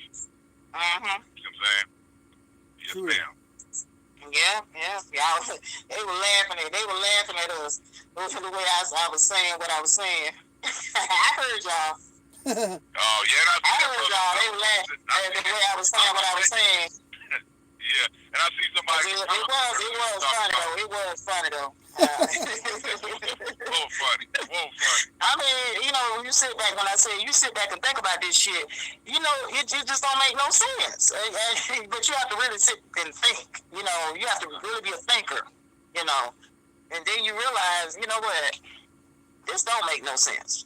You know, and I'm not going to continue to you know, deal in something that is not real. You know, I'm not going to continue to live my life based on fantasy and expectations that aren't real. You know, I can't, you know, expect a God to come back and save me. You know, I can't. I have to save myself. I have to, you know. Exactly. But don't get me wrong. I used to be a person when I used to attack religion. I realized that people are going to believe human beings. And I know Brother Taalik says what he had. As human beings, as we are social human organisms, we're always going to, society is always going to be unfair and fair. There's always a duality, a polarity. There's no such thing as some kind of utopia. I don't believe in that. The same way I tell everybody, I don't believe in peace. People say, what the fuck do you mean? I say, I don't. I don't believe in peace, balance. Because I always says that balance. There's no such thing as balance. In some way, it is a balance. But what it is, it's like a pendulum. It swings left and right. But in the center is where you want to be at. So what it is, there's something when you control that pendulum, but there's always something outside, externally, as much as there's something as above, so below. As something as external, there's something internal. And it's ourselves. Study like Islam by jihad. Jihad is motherfucking stupid ass jihad thing is against the West. The jihad is actually with yourself, the struggle with yourself. So the internal as well as the external.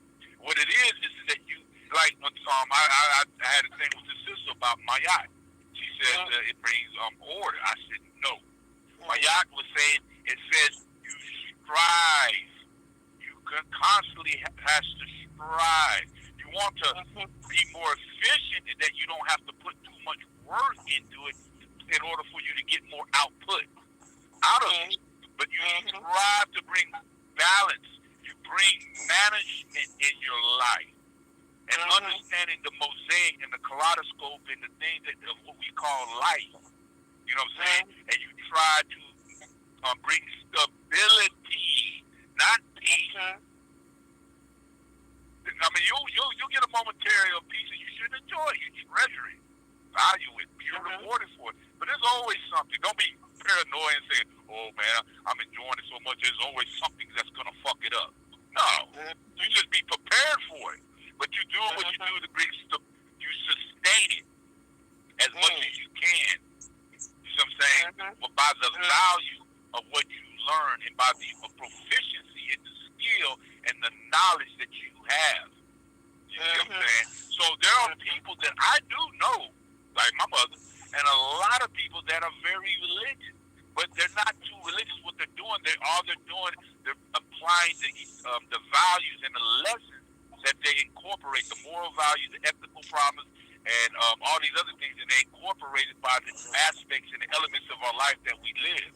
So not a lot of people that are religious don't be, oh, they're religious, they're fucking nuts and crazy because some woman came from a rib and all that. No.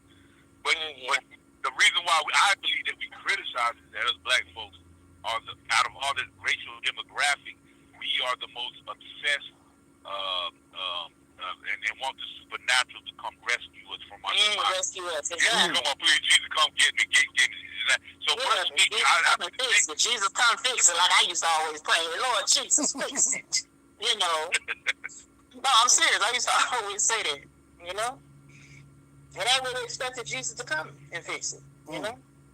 That's what I'm saying. It's liberating. Go ahead, sister. Yeah.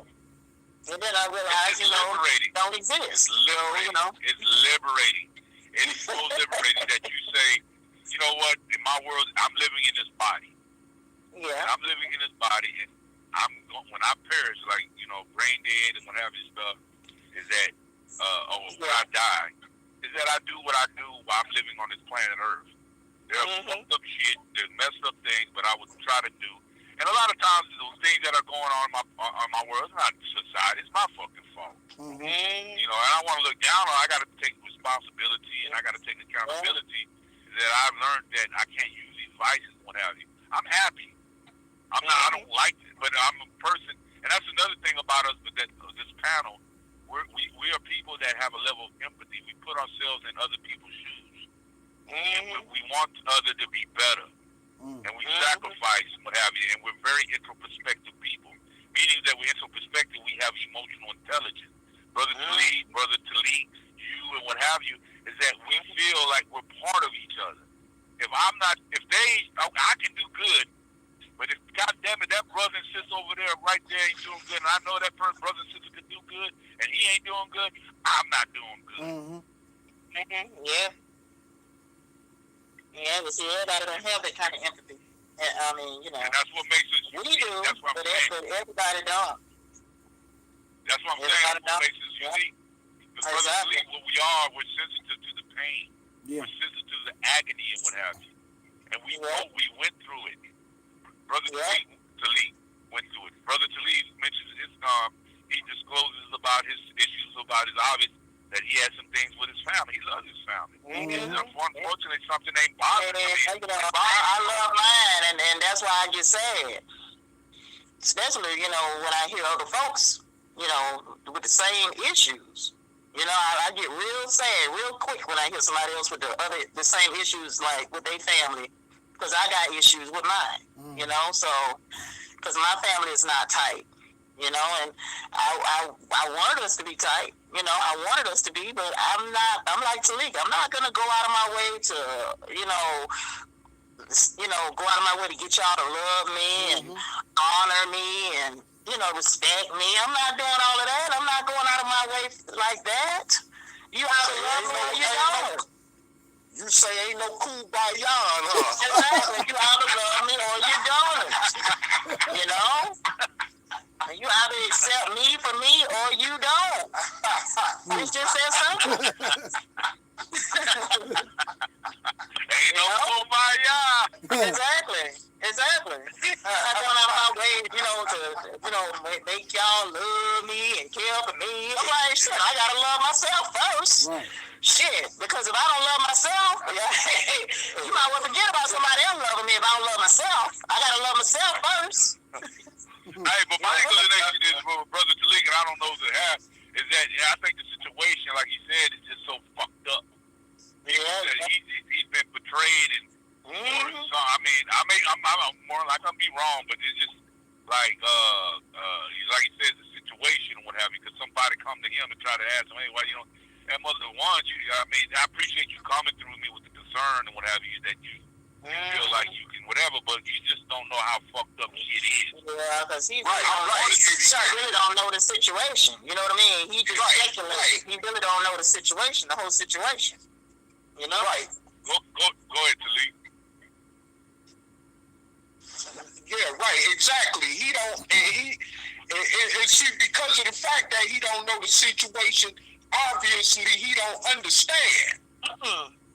You see what I'm saying? But like, that's why I said earlier, let something at the right given time, an opportunity happen in his family, where he'll start seeing the real true colors coming out of people. You see what I'm saying?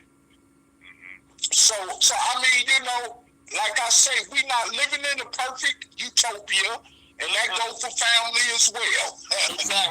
Exactly. None of us is human beings on this earth. Exactly.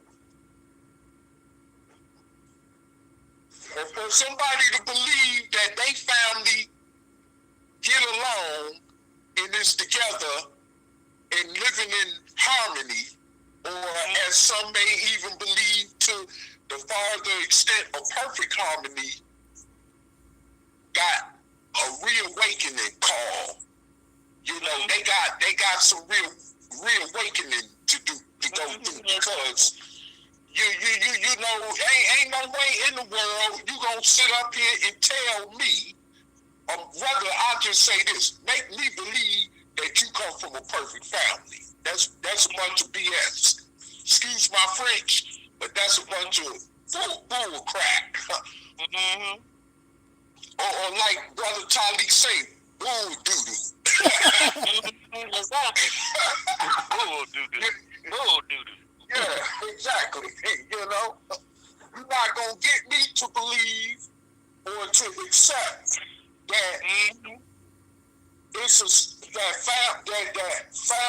that there are families that is so stable that you ain't gonna find no people in that family that don't get along. That's just impossible. We're not living in that kind of world. Have you have children? Have you raised children? No. Well, the reason why I asked you that, don't think I'm trying to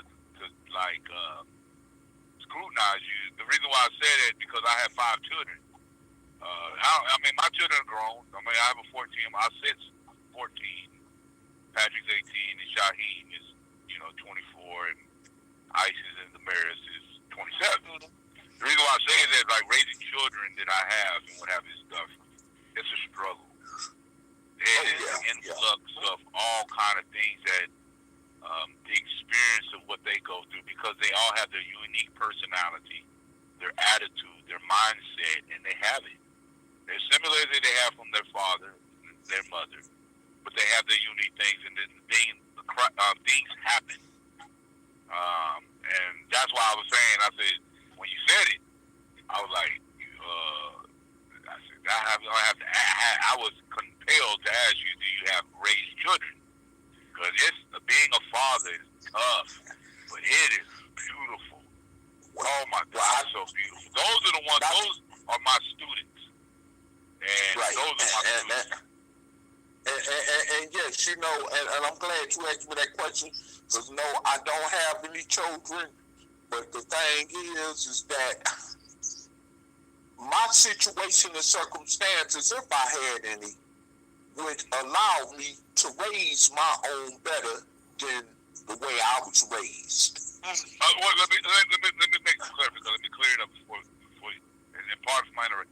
I wasn't saying, I'm not saying that you're saying it, just to clear it up. I wasn't saying because you don't have no children, you're voided of understanding the aspects of what related to what we're saying. No, I wasn't saying. No, not at all. I did not even think you would, brother. No. What I was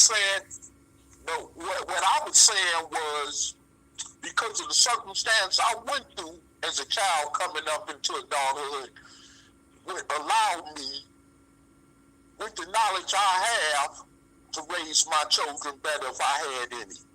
But, however, when I did, but not to change the subject, but when I told this brother who dropped me off last week, when he had said that, or suggested to me, or encouraged me to try to form, to reconnect with my biological relatives or whatever, certain ones, I explained to him that, yes, I do connect with certain biological relatives, but not all.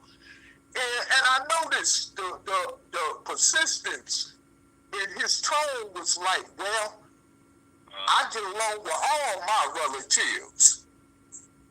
I talk to all my relatives, like, okay. And I'm thinking like, okay, but it's not one relative in your family, and I'm just going to say one, that may have some type of ill feeling or dislike towards you. I mean, I'm thinking in the back of my mind is that he can't even see that far, that could be a possibility. You see what I'm saying? If this is my thing. This is why, because the only reason I brought that situation up to him, because, and I'm going to share this with y'all. I wasn't going to say nothing about it, but I'm going to share this a little bit with y'all, was that I saw a couple of times recently on Facebook, and I don't do the Facebook thing, but I happened, because because I just was out of curiosity looking up certain relative on Facebook, and it happened to be my niece, who is the daughter of my deceased sister. Okay, and she has 2 more children, which is grand ones to me. You see what I'm saying? And I got a chance to see one of them. Okay, now I remember her daughter. I picked her daughter up and everything. You know what I'm saying? I've had contact with her daughter, who's my grandniece. Okay, and I seen an updated picture with her when she's gotten older. Okay, and so in the back of my mind, because I think her Facebook page is private, right? So in the back of my mind, I'm thinking, damn, why do they, if her Facebook page is probably private, why does she got all this up? Is this in hopes that I will find that, post it on Facebook? Is that a way to try to get me to reconnect back to them? You know, I'm thinking all this in the back of my mind, but neither here nor less, even though I don't know if that is the case or not, but that's what compelled me to bring this up to him. And so he said, well, man, maybe you need to connect back with your family. So I'm trying to explain the situation to him, basically like, yo, look, it's not that simple. It's just simply not, it's not that simple, bro. You know, in the layman terms of how simply can I put it to him, you know? It's just not that simple. You know, so, I mean, it's like, well, brother, and I told him, he said, don't you talk to any of your family? I said, yeah, I communicate with certain relatives, but not all of them. He said, well, I communicate with all my relatives. I talk to all my relatives. I'm like, well, dang, don't you? Well, listen, it was a time when I talked to most of other relatives too, until I found out the true colors, especially after my mother died. And I already had the vision going on in my family, of course, prior to her passing. But when she died, the true colors even manifested itself more. You see what I'm saying?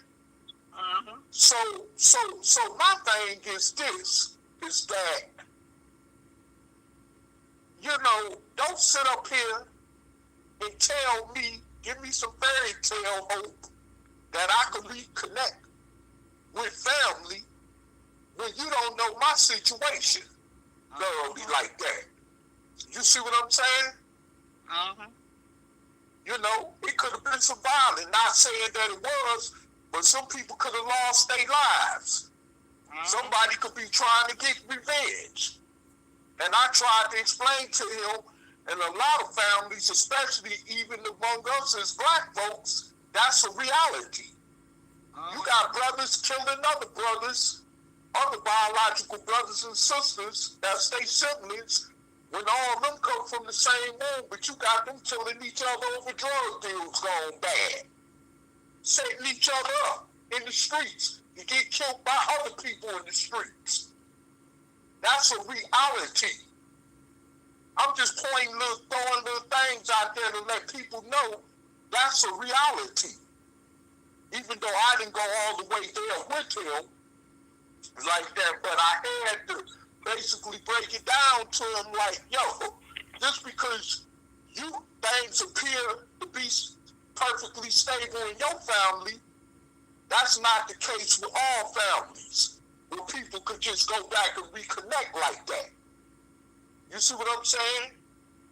And then maybe to a degree, like I said earlier, maybe it is some way why you and your family are more stable, but don't count on it being perfectly stable.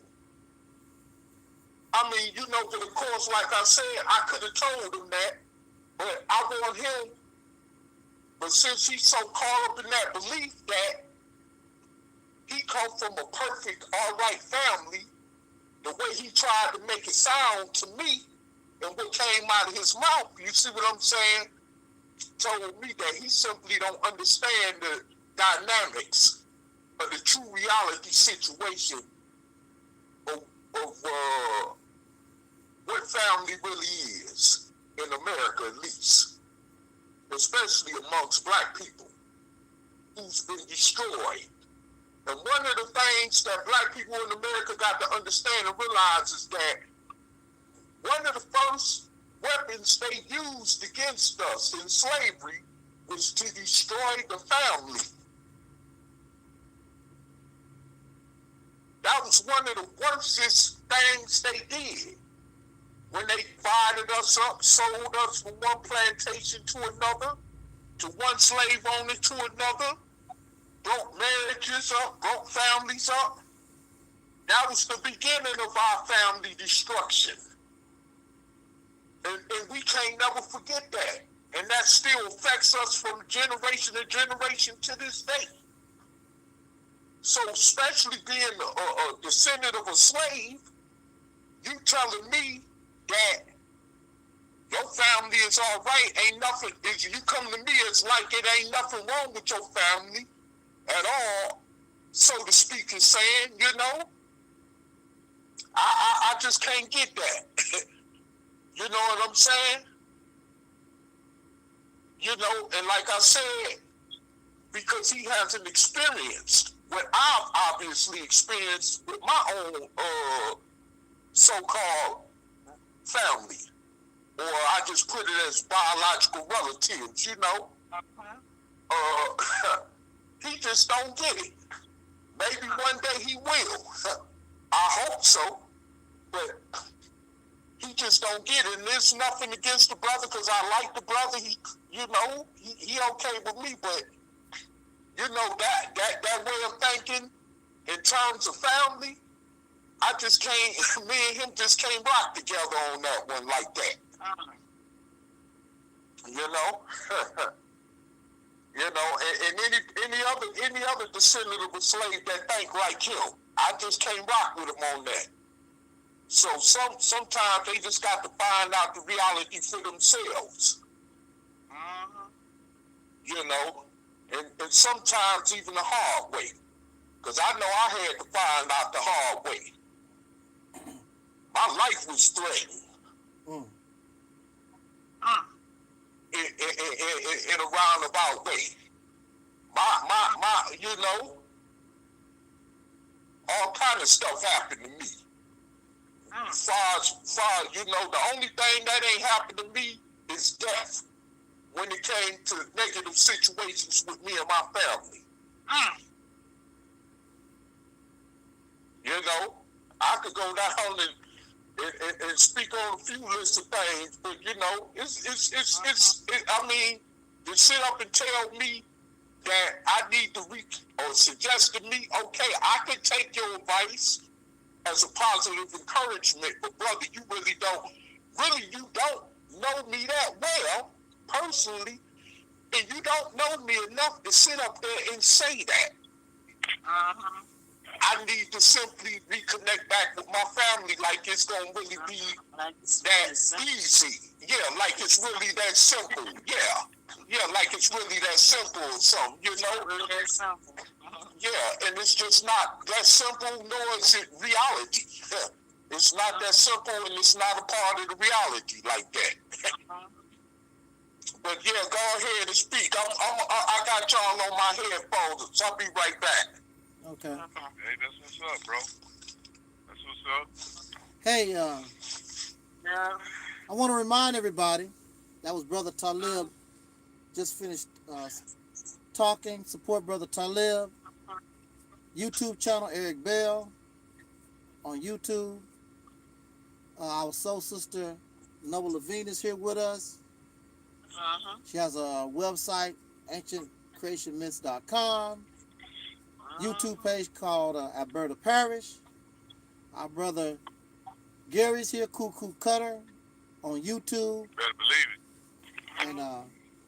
And prior, at the beginning of this conversation, we had our soul sister Rashida Strober, the world's first dark-skinned activist.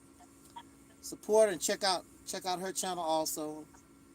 And of course, the whole gang, I hope that everything goes right and smooth. The whole gang that you hear tonight will be with me December the 7th at 2:30 p.m. on this channel.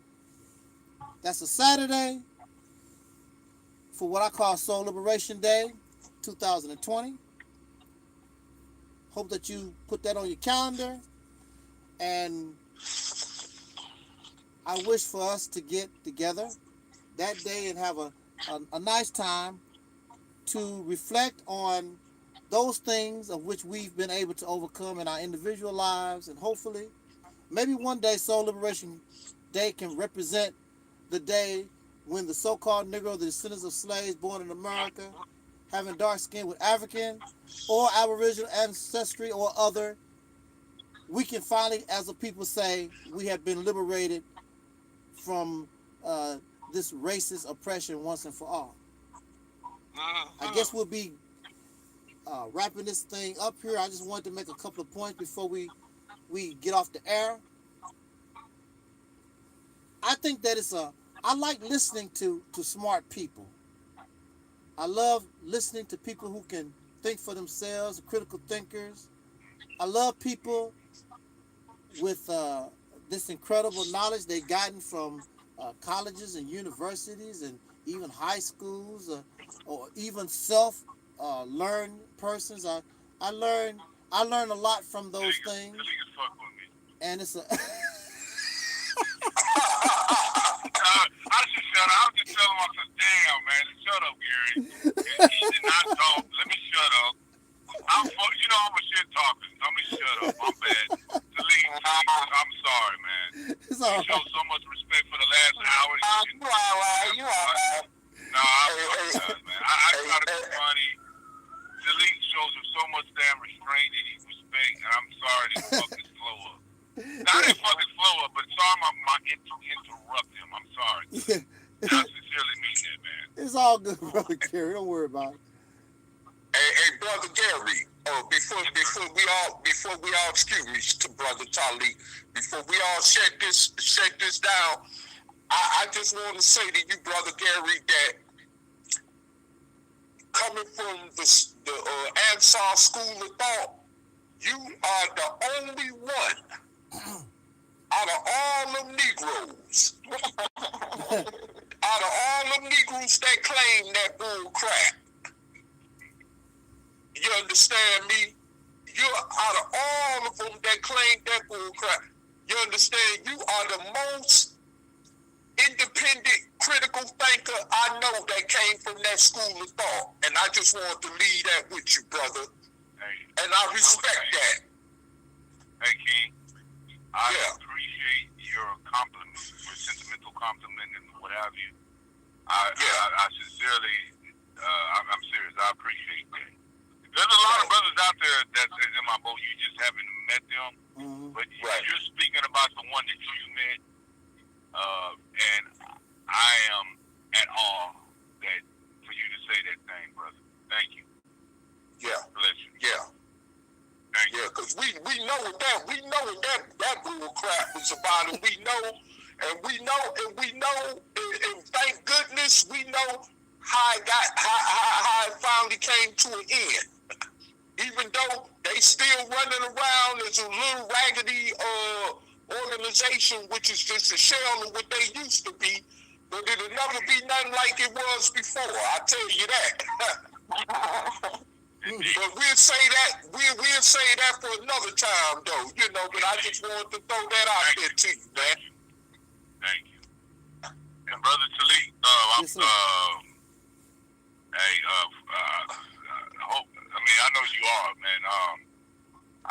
I put a wet and wild orca from into your stream, Mm-hmm. and go ahead and flow there, brother Taalik. Okay. Thank you, Taalik. Yeah, I just wanted to make a couple of points before we leave, and going back to the knowledge that everybody on the forum, on the platform tonight, has been putting before us. I really appreciate it. I love variety. I have no problem. I love variety. I know that I don't know it all. And I love to hear variety. Like I was telling Brother Taalik not too long ago. When I make a video, I don't go back and listen to it no more because I don't like hearing myself talk. Yeah. I don't really like, unless somebody accused me of something, then I said, damn, am I senile? It's getting, hey, Brother Gary's getting to that point, senility starts sitting in on you. You said, damn, maybe I did say that. I don't know. But I think I'm pretty sharp. And I remember what I've said. I remember what I talked about. I don't think it got to the point where I'm senile yet. But just in case, I'll go back and listen to the video to make sure. And usually they wrong, because I know what I said, okay?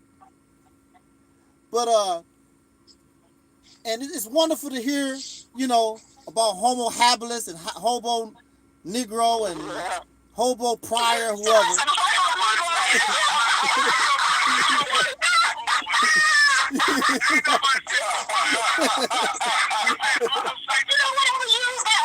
That was a good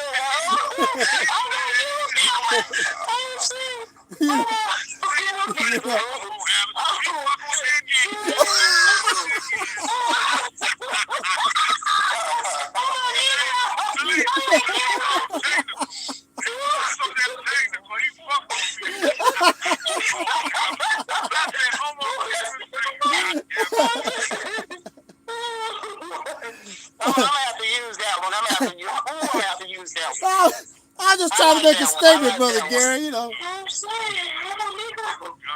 Hey.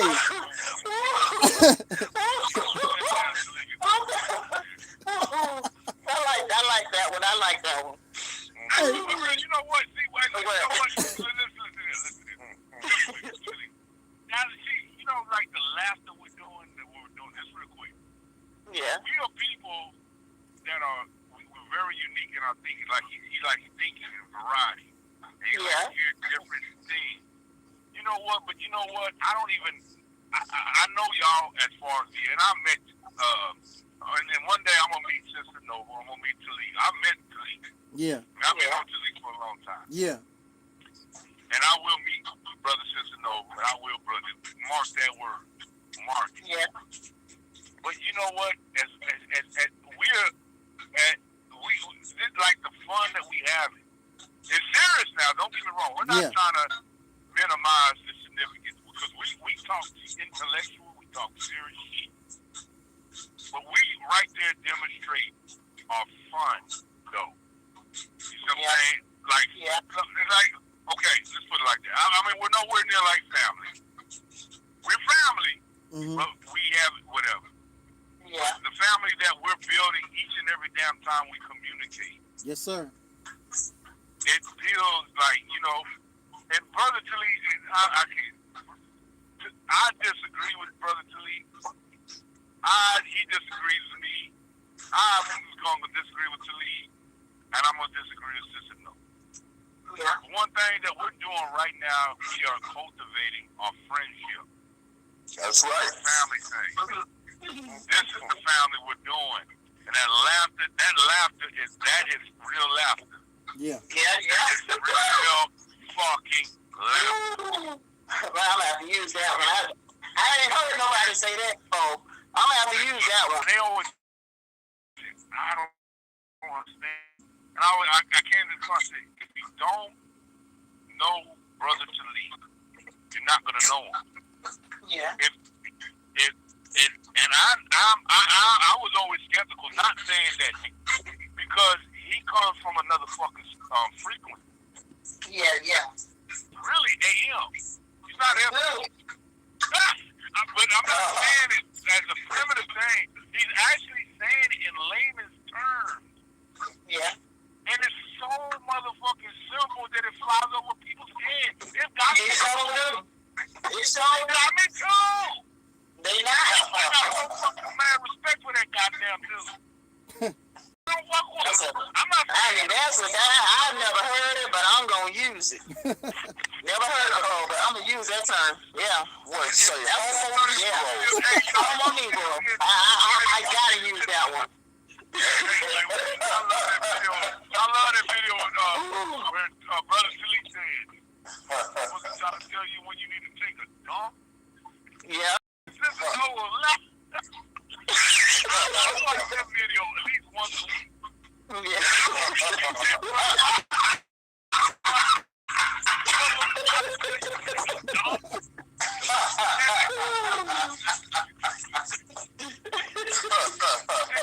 And then he say, these motherfuckers got an EBT card, and these motherfuckers got a phone stamp card. I know. You know how I know? Because I was one of them too. My life, and I don't think I ever will. God damn, man. And Taalik right now, say, God damn it, would they stop laughing? Because I got to say what the fuck I got to say. I got to wake up in the morning and make this. He said that goddamn Gary running this shit. I'm trying to make my... Hey, you said it, brother. I did. That is funny. Go ahead, Taalik. Go ahead, brother. I'm sorry, man. Yeah, go ahead. Well, actually, we was having technical difficulties anyway. Yeah. Hey, but real quick, real quick, I gotta hear your spirit. You said that you appreciate the people who think. Go ahead, brother. Yes, sir. Yeah. I just want to make two points real quick before we close out the evening, and going back to this identity crisis thing that we got. I have grand relatives. Brother Taalik just was stating that he was reintroduced or saw his one of his grand relatives on Facebook. I come from Mississippi. My sisters, brothers, all of us, we were born in Mississippi. My grand relatives, in fact, my actual niece and nephews. Okay, I think we're back in business now.